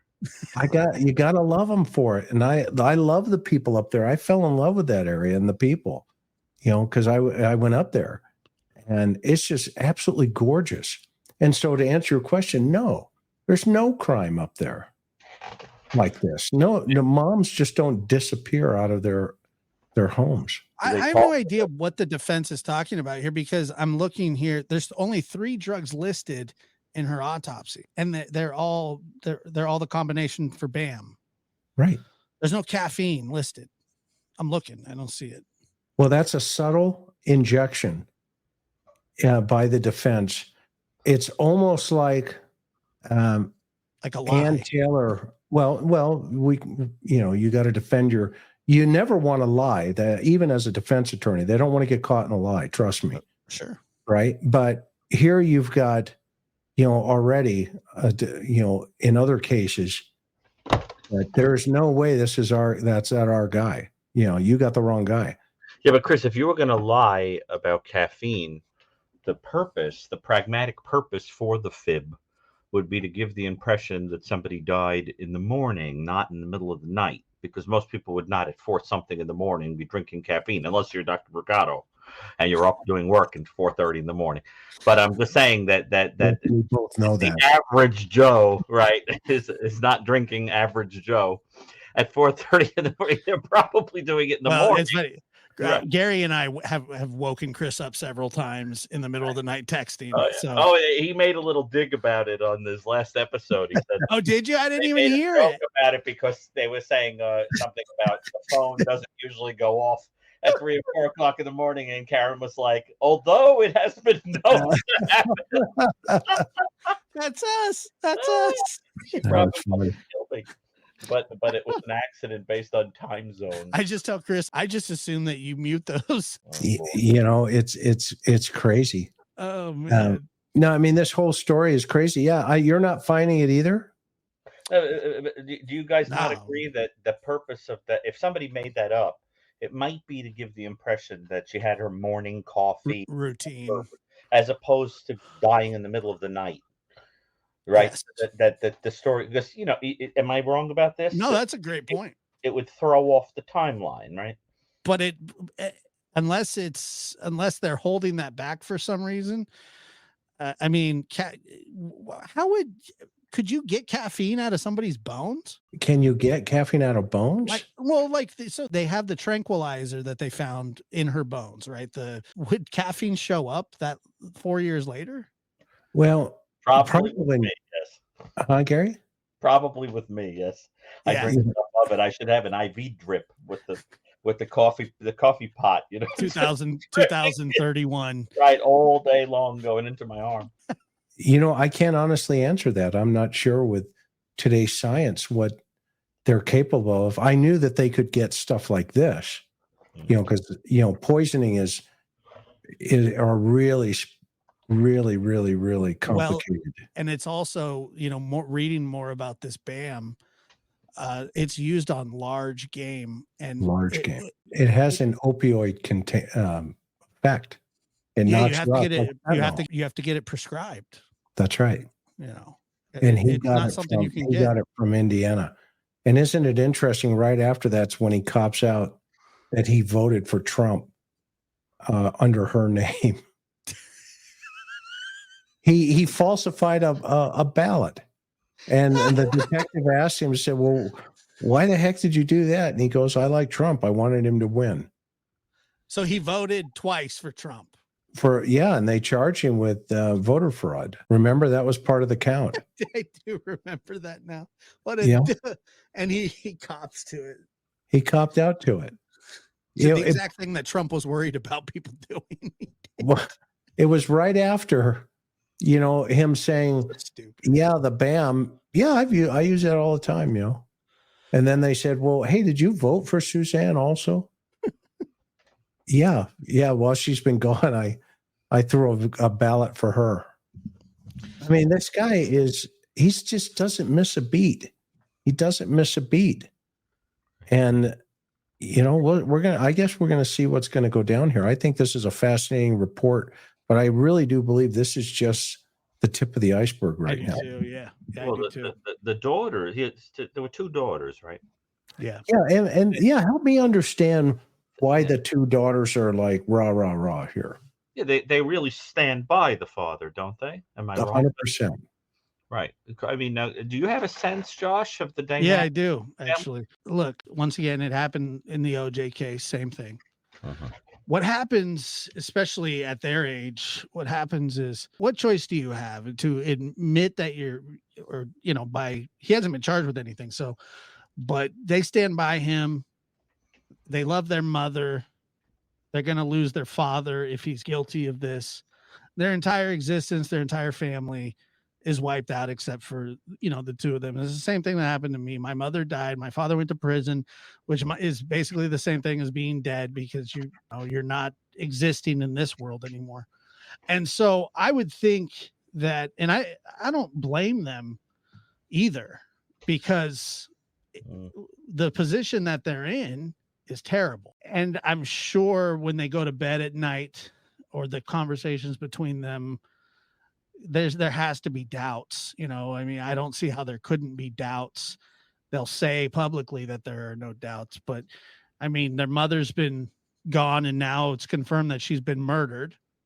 And so what do? You just turn on your father. And I'm not even saying this, there could also be financial repercussions for them turning on their father too. I mean, if he is taking care of them financially, but it's one of those things where you're losing your entire family. Yeah, but Josh, if you're dealing with somebody who's been described as narcissistic and controlling, and there are quite a number of people, that we could talk about, offenders that are described that way, who have these people with this almost obsessional, cultish inability to admit that those individuals have done anything wrong. It's partly because it's characteristic of narcissistic and controlling people to almost demand that the people around them view them as innocent, perfect, flawless, etc. And you don't know if any of that's going on either, because it's people like that. And I don't know if he is like this. I only know he's been described in the press as narcissistic and controlling, but that people like that have a way of really pulling strings and getting you. It's like the kind of person that you could walk in on them having an affair, and they would say, no, I don't know what you're talking about. Your eyes are lying to you, that it didn't happen. And you'll actually believe it. And so, sometimes you see this kind of weird protectiveness of, it's almost as if the people are behaving in accord with the ego of the individual. And you see that, I think, in the Koberger case. I mean, if Koberger is guilty, there is no question that he has legions of people, flying monkeys, I call them, who do his bidding for him. I mean, this, Chris, right? We've had the flying monkeys released on us by the Wicked Witch, several times. Release the murder hornets. Would say release the murder hornets. Right, the murder hornets, exactly. So it's funny though, because I think flying monkeys are smarter. Well, but the point is that they do get released, in a way, and it's all to protect the ego, I think, sometimes, of some of these offenders. And so who knows? But I'm sure there's something to it that is somewhere in the middle of what you're suggesting and what may be going on in the personality. But who knows? And do you think, though, that finding out that she had the mother had that chemical in her that the father knows all about might make it a whiff difficult to engage in that kind of cognitive dissonance? I mean, in the Koberger case, there is nothing that makes people give up. Nothing. I mean, there could be a Polaroid of him wearing a mask, covered in blood, holding a blade, and they would still say that the evidence is not strong enough. With some of these other characters, it's a little, perhaps after a little while, people do shake. I don't know what's up with that Koberger case, but you know what I'm talking about, where people develop a kind of shell around reality. Right. Yeah. I was listening to an interview with Kato Kalin a couple days ago. Fascinating character. I mean, he just the way he fits into that is he's so meek. A podcast, right? I think so, but I was watching him on somewhere else. But yeah, he does have a podcast. I can't remember what it was, but he's a very well-spoken, smart fellow, and sure. He was saying they were asking him about, like, when did you think that he was going to be acquitted? And he said, yeah, I did. He goes, I was there for 6 days. I had to testify 3 different times. And he goes, and he would walk in and the jurors would wave at him and he'd wave back to him. And he goes, and I knew right then, there's no way they're going to convict him. And, you know, the more that I learned about the OJ case, like you said, Dr. Gary, I'm almost to the point where they could have had the murder on video and he would have walked free. Right. It didn't matter. And the same thing in Kohberger's case, that'll be the same way that if he's found guilty, it will be, they never found the right murderer. You mean not guilty? If he's found not guilty. If he's found not guilty, Right. No, if he's found guilty, even if he's found guilty, they'll even say if he's found guilty, people will still defend him, going, well, this doesn't make sense. And we talked a little bit earlier about how people are conspiracy theorists, and remember the Kylie Rodney case? People were like, somebody drove her car into. Well, look, 17, 18-year-old kids get drunk and they drive off cliffs. It happens, and it's a terrible thing, but it's not uncommon. People drive into water all the time and they fall off the side of a cliff. And so what's irony, right? To your point. Yeah. Just real fast, and I'll let you finish. I'm good. Is we go on trial. People like us that talk about it with an experience base, with credentials, and next thing you know it, we're on trial. Right. And this idea that, well, they don't know what they're talking about. None of those guys know what they're talking about. We know what we're talking about. And by golly, this is how it is. What's that dynamic, Josh? What is that dynamic, Gary? I don't Hubris? know. Maybe. Hubris. I mean, I think that people overestimate their intelligence, honestly. And I don't say that to be mean. I think the majority of people are kind of level-headed, and they don't have these strong opinions. So you don't hear about them, right? They don't go, oh, well, I agree with you. Very good. You hear about the people that go, that person's an idiot. They don't know what they're talking about. And they're like that about everything. So there's this overwhelming volume of people that are willing to speak out, to be contrarians. Contrarians want to be heard. They want their little digs to be known. They want people to know that they're the moral authority, that you're not, that what they say goes, but nobody listens to them because you're being fooled by experts or whatever it is. That's the dynamic that I pick up on, that people think that they are so much more intelligent. Like, I'm sure there are people that didn't graduate high school that think they're smarter than Dr. Gary about psychology. I can guarantee it. Now, does that make it true? No, but they think it's true. So they're vocal about it. Now, everybody else, well, not everybody, but there are people that sit back and go, that person is crazy. Because we do that sometimes. We go, look at that person. That's the dynamic. I think hubris, and I just think that people overestimate their intelligence and their common sense, and they don't use common sense. Common sense is just not something that people delve in that are willing to criticize experts about stuff.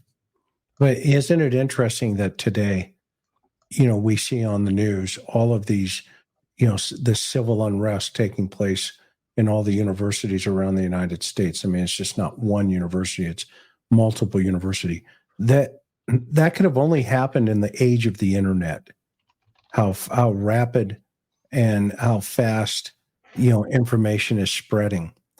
And, in some of the congressional hearings, when Mark Zuckerberg was asked during, some of the Facebook hearings and Meta hearings, they did not anticipate some of the coups and the riots and all of the social unrest that was taking place in these third world countries that, is happening. And I just think we're at a time, this is my opinion, and we talked about this in the OJ thing. We're at a crossroads with an absence of a moral compass. Barry is a perfect example of that. Brian Kohlberger is a perfect example of that. But how we know who's on that other road headed towards that intersection are the people that jump up and down and say, no way, no way.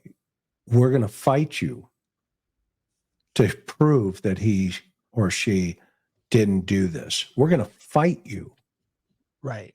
We're not going to talk to you, but we're going to fight you through, as what do they call it? The cancel culture. Yeah. And today you have kids on campuses, and just think about the gay kids that are on campus screaming intifada, for Palestine. Yet if they were in Palestine and they're gay, they're throwing them off of buildings. Yeah, that's the punishment. Right. And that is what the Quran says. Right. And so, but they wouldn't even have to be that, Chris. You would just have to be American. But here's the point. Dr. Gary, why is this blindness? Why is there a social blindness? I think that what you're touching upon is the idea that our culture is in a kind of an adolescence where it's at a stage where it's rebelling against its parent figures and saying, I know better than you do and I don't need you anymore. And of course, what eventually happens to every teenager, we hope, is that they grow up, come to their senses, and realize the wisdom of the people who came before them. But we're in a kind of a weird symbolic stage where you have people that are, essentially acting like, like a 16-year-old who's saying, I will not serve, I will not take authority, as it, at face value. I know better than you do, is a rather childish quality. But I also think that from a spiritual perspective, it's the spirit of, I will not serve. It's the spirit of, I know better than, the Most High, right? So there's also that kind of arrogance and hubris. Pride comes before fall, right? Pride goes before fall, and I think that of course that can turn out with a lot of people as a healthy thing that breaks a person and makes a person kind of realize that they don't know everything. But for some people, it doesn't. For some people, they go, their entire life without accepting that anyone could know better than they do. I think that the giveaway that a lot of these people are not particularly bright is that they need to emphasize all the time how intelligent they are. And that's what you're seeing if this guy is guilty in the Morphew case, is the idea that it's constant need to assert dominance, control, power, whatever. So, like, for example, if somebody calls me an idiot, I don't feel like an idiot. So I don't feel like I have to say, well, let me tell you how I am smarter than you are. I'm sorry I did that earlier.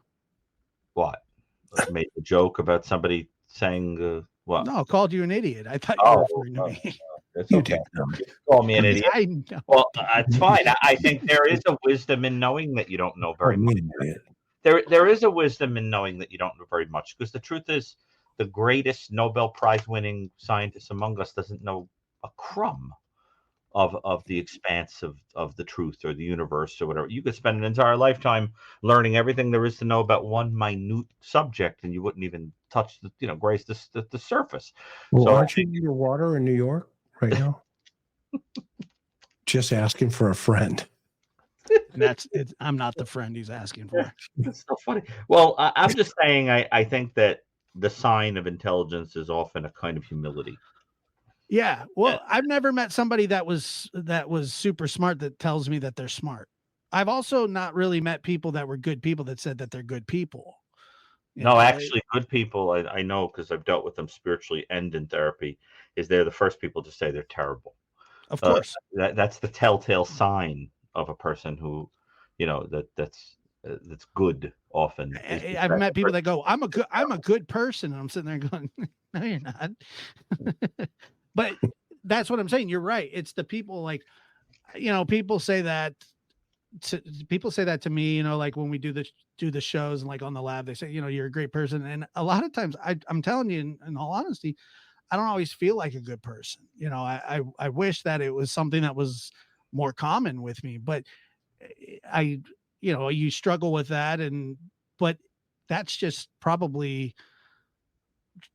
me in my own, being in my own head mostly. I Yeah, think. but think of it like this: a diamond doesn't actually have any light. It just shines. It reflects the light. And people are like that. There are no quote unquote good people. There are just different degrees to which we reflect goodness that comes from an external place. And I think that once you start thinking the light's coming from you, you're a fool. The reality is that you just show it more. It's about having broken yourself and allowing goodness to reflect on you or through you. Sort of like when John the Baptist said, I must decrease and he must increase. Right. Well, it's kind of like that. And I think that you get stuck in a pride cycle when you start thinking, I'm the most terrible person in the world, like as if it were even possible to be good. It's more like a person coming to the realization that they need grace. And that's why I think the concept of grace is so beautiful, because it comes after people like a dog, and it doesn't give up on them. It'll get you in the end, and if you ever get a chance to go into the children's section of a bookstore, there's this old children's book called The Runaway Bunny. I always get a kick out of it. I read it sometimes I read it to patients, and it looks superficially like it's a story about a mother bunny whose little baby bunny is rebelling against her and it wants to run away. Okay.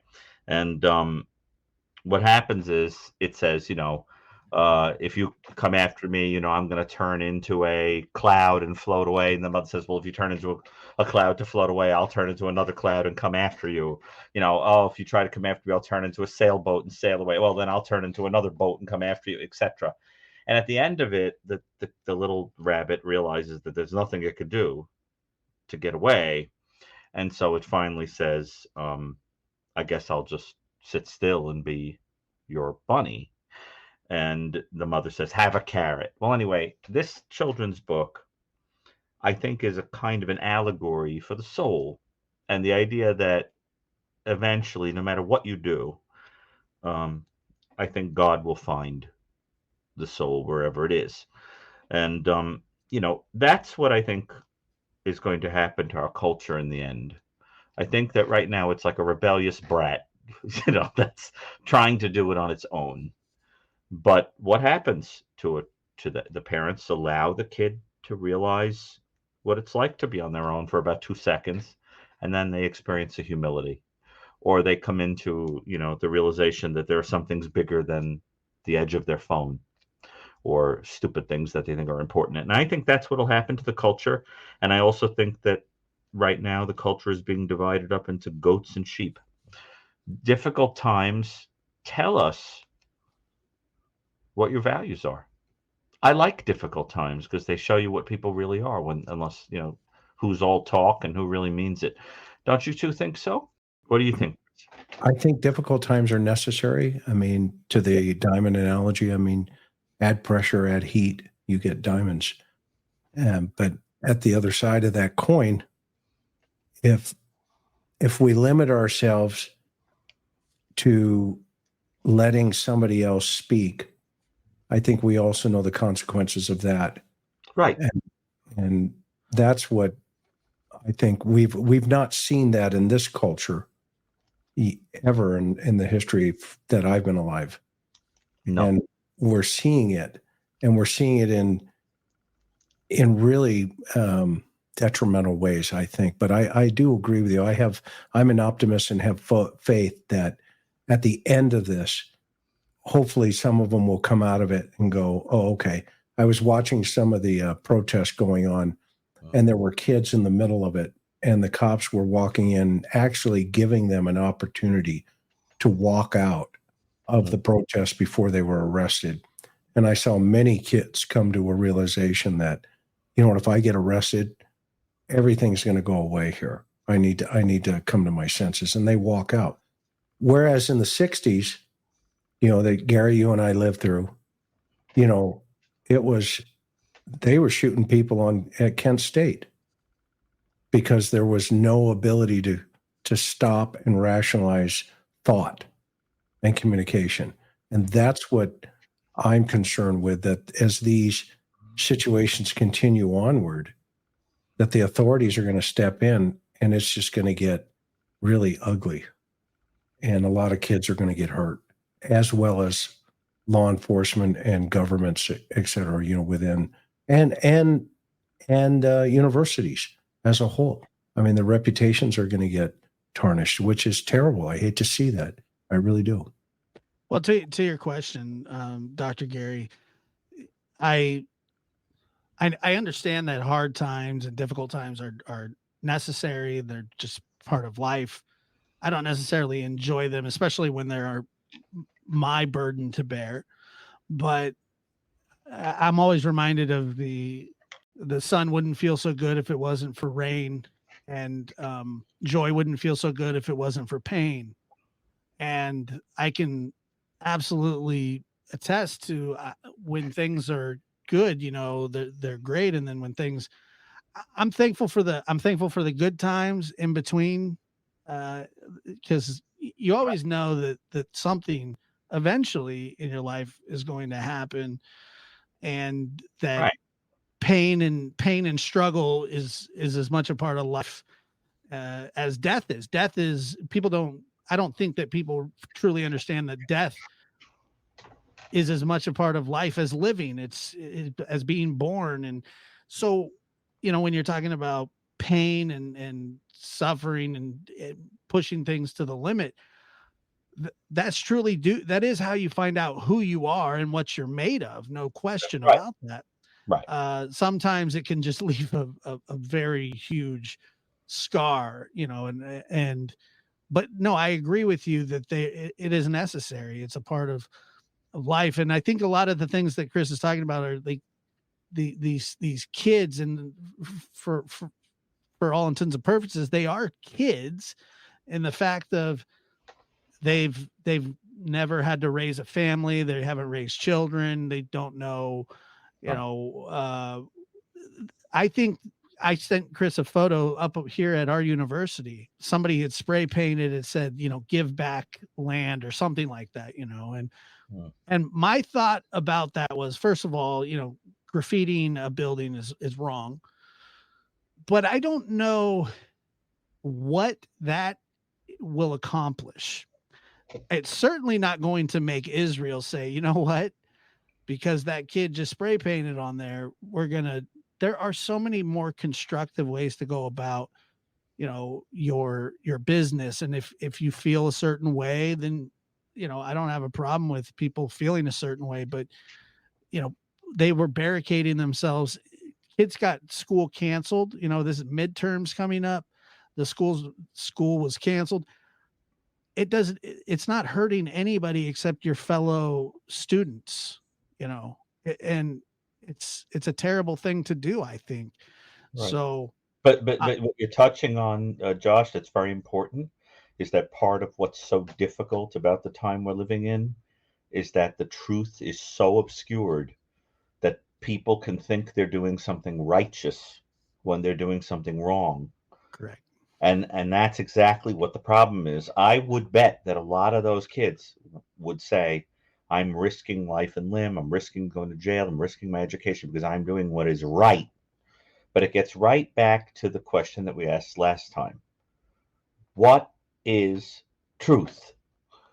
And that's the trouble, is that the path has become obscured. And I guess what I mean when I say I like these times is not that I enjoy them masochistically. I don't mean that. I just mean that I think there is a kind of a mysticism that you could have as a human being where you are aware of what is happening spiritually and symbolically while it's happening. In other words, you could peer behind the curtain in a way that other people can't. So you're removed from it and you just kind of feel okay about it because you see it unfolding. But when you're experiencing it as a person in the moment, of course, it's horrifying and terrible and miserable.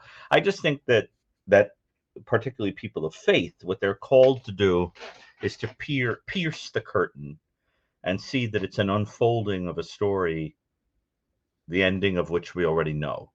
And remember, of course, in Greek, the word for the pulling back of a curtain is the word from which we get the word apocalypse, which is the ultimate pulling away of a curtain, and then finally seeing mystically what was really going on all along. And I think if you look at things through that lens, it is a strangely terrifying and strangely joyful time, because to those who know how the story ends, it feels almost as if something good is going to come out of it, some kind of transformation. And right, Chris? Yeah, I mean, but 1939 had the same feeling. But there's no question that these dark times seem like the drumbeat. And everybody circled the wagons Right. around that one guy. Only one third of the country got around that one guy, and we lost 52 million people. It's unbearable to think about. And to think about, it really is. You know, and so I mean, I think we're on the cusp of some really crazy stuff. I was watching, yeah, you know, some of the kids on both sides. You know, you actually have people screaming in the streets of the United States, "Death to America." Yeah, I mean, insane.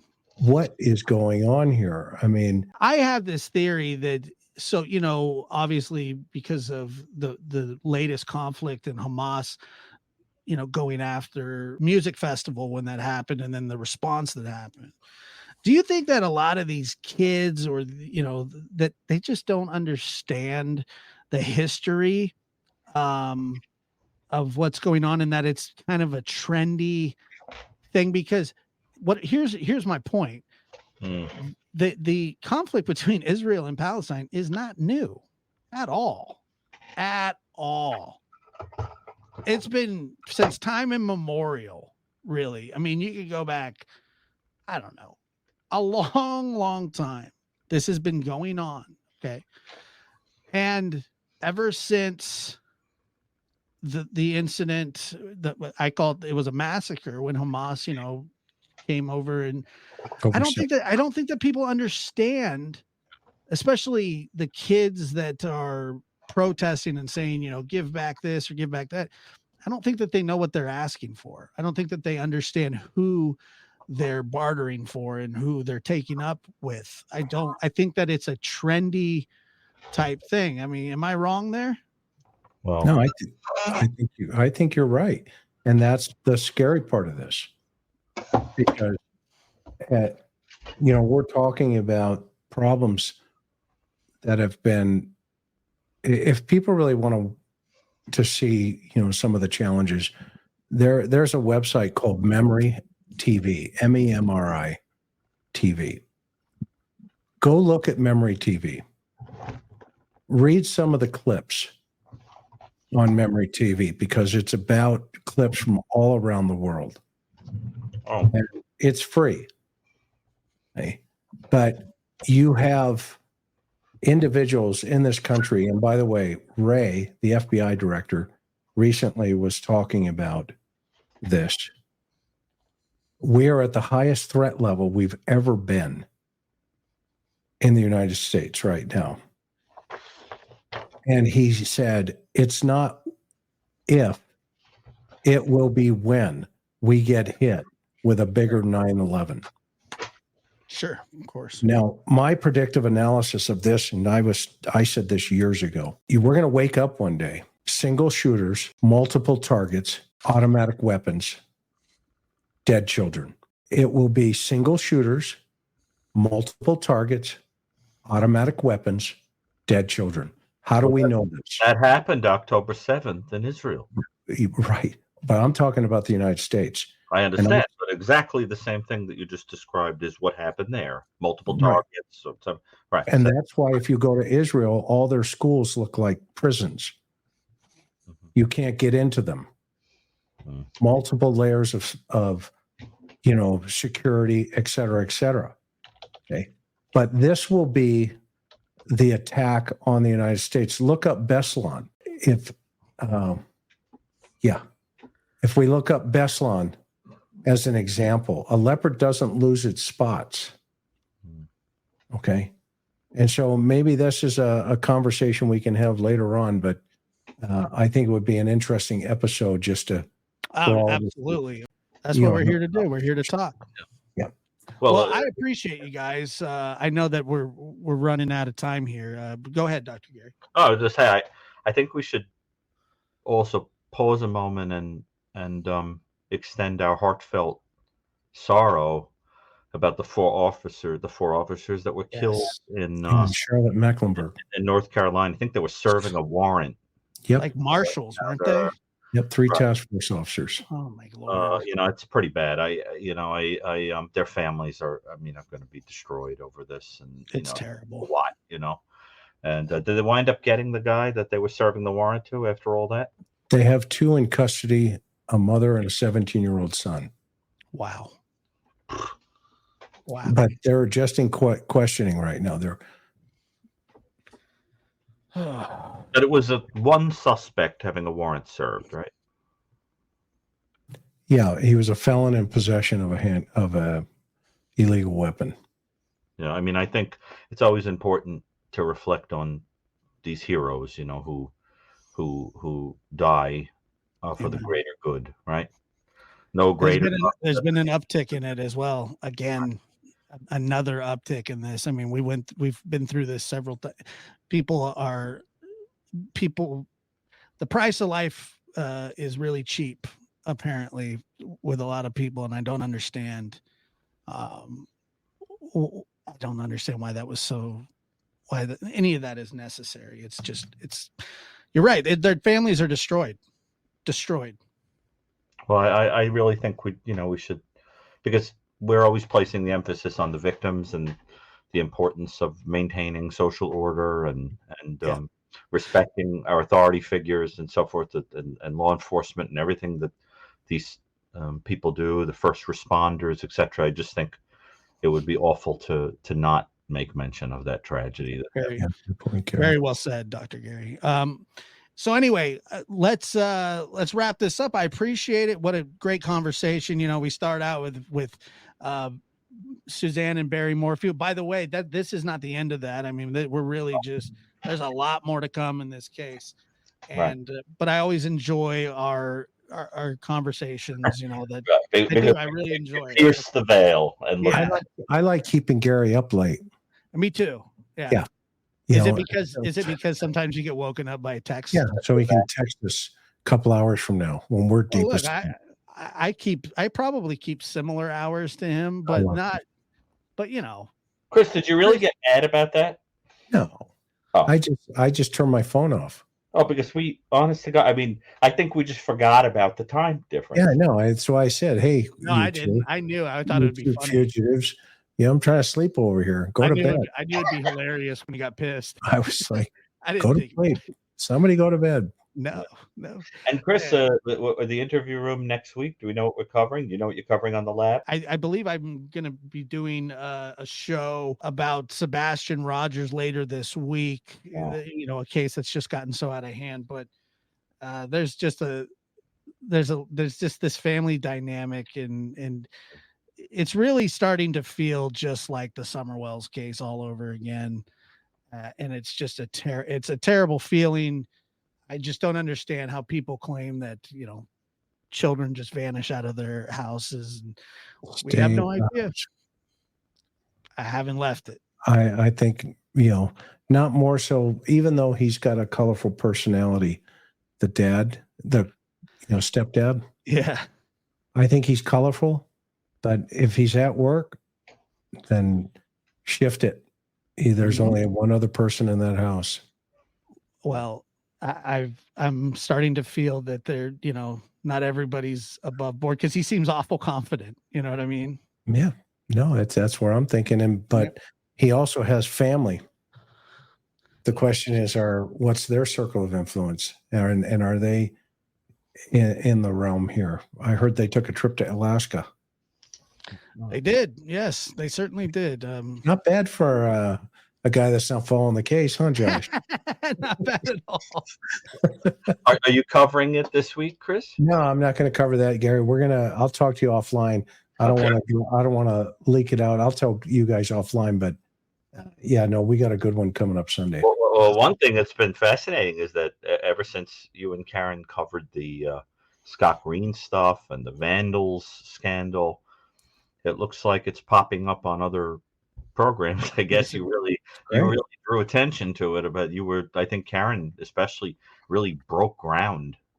Yeah, she's drawing attention to that. She doesn't mess around. I had somebody the other day. I called her a cute girl, and somebody hammered me in the notes. They're like, "Well, that's kind of creepy." And I responded. I shouldn't have, but I did. And I said, "Well, that's why I married up somebody without issues." That's what I said. And then I thought, well, you know what? I shouldn't be that mean. And I deleted the comment. I was like, you know what? Chris, I was watching when you said that, I went, somebody's going to get pissed about that. Oh, yeah. They were mad. Oh, I've gotten it too. And I've said stuff and it's like, okay, but I'm sorry. The genie doesn't go back in the bottle, it doesn't matter. It's your wife. I know. That's why I said people are the worst. It's okay. It's, I really do have a tremendous amount of empathy. You have a pretty thick skin too. Yeah, but I don't feel sad for them. I feel empathetic towards. I've seen so many people with that kind of pain on the street, and they didn't have the vacuum that we have today in the keyboard. And they can immediately run to the keyboard and they feel better about themselves. So it's more about them than it is about me. Yeah, and but, Dr. Barry, but they missed the part that you made that comment embedded within praising groundbreaking investigative reporter work that's being done by a highly intelligent woman. It was not intended to be sexist or condescending. That just how happens to be your wife. Praise between a husband and wife. It's given embedded within high praise for the intelligence of a person is being taken at cherry picked or editorialized, taken out of context. It's very strange. And you know how she answered it when I told her? I said, "Hey, look at this comment." She looked at me and goes, "You're such a dork." But it's like, who cares? Yeah. Well, I have 70, 80-year-old young ladies at church come through the door, and I'm one of the greeters. Go figure, Mr. Social Butterfly. That's hilarious. And I grab them right by the hand, and I look them right in the eye, and I said, "How are you doing, young lady?" And they just light up. Of course. Because it's like, wow, and a lot of them are widows. And Gary, then he says to him, "Don't worry, I'm strapped. We're all safe." Yeah, we're all good over here with a weapon. Yeah. Welcome to the church in the 21st century. The Witness Box. We have a great time over here. I appreciate you guys listening. I appreciate you guys being here. And we'll see you next week.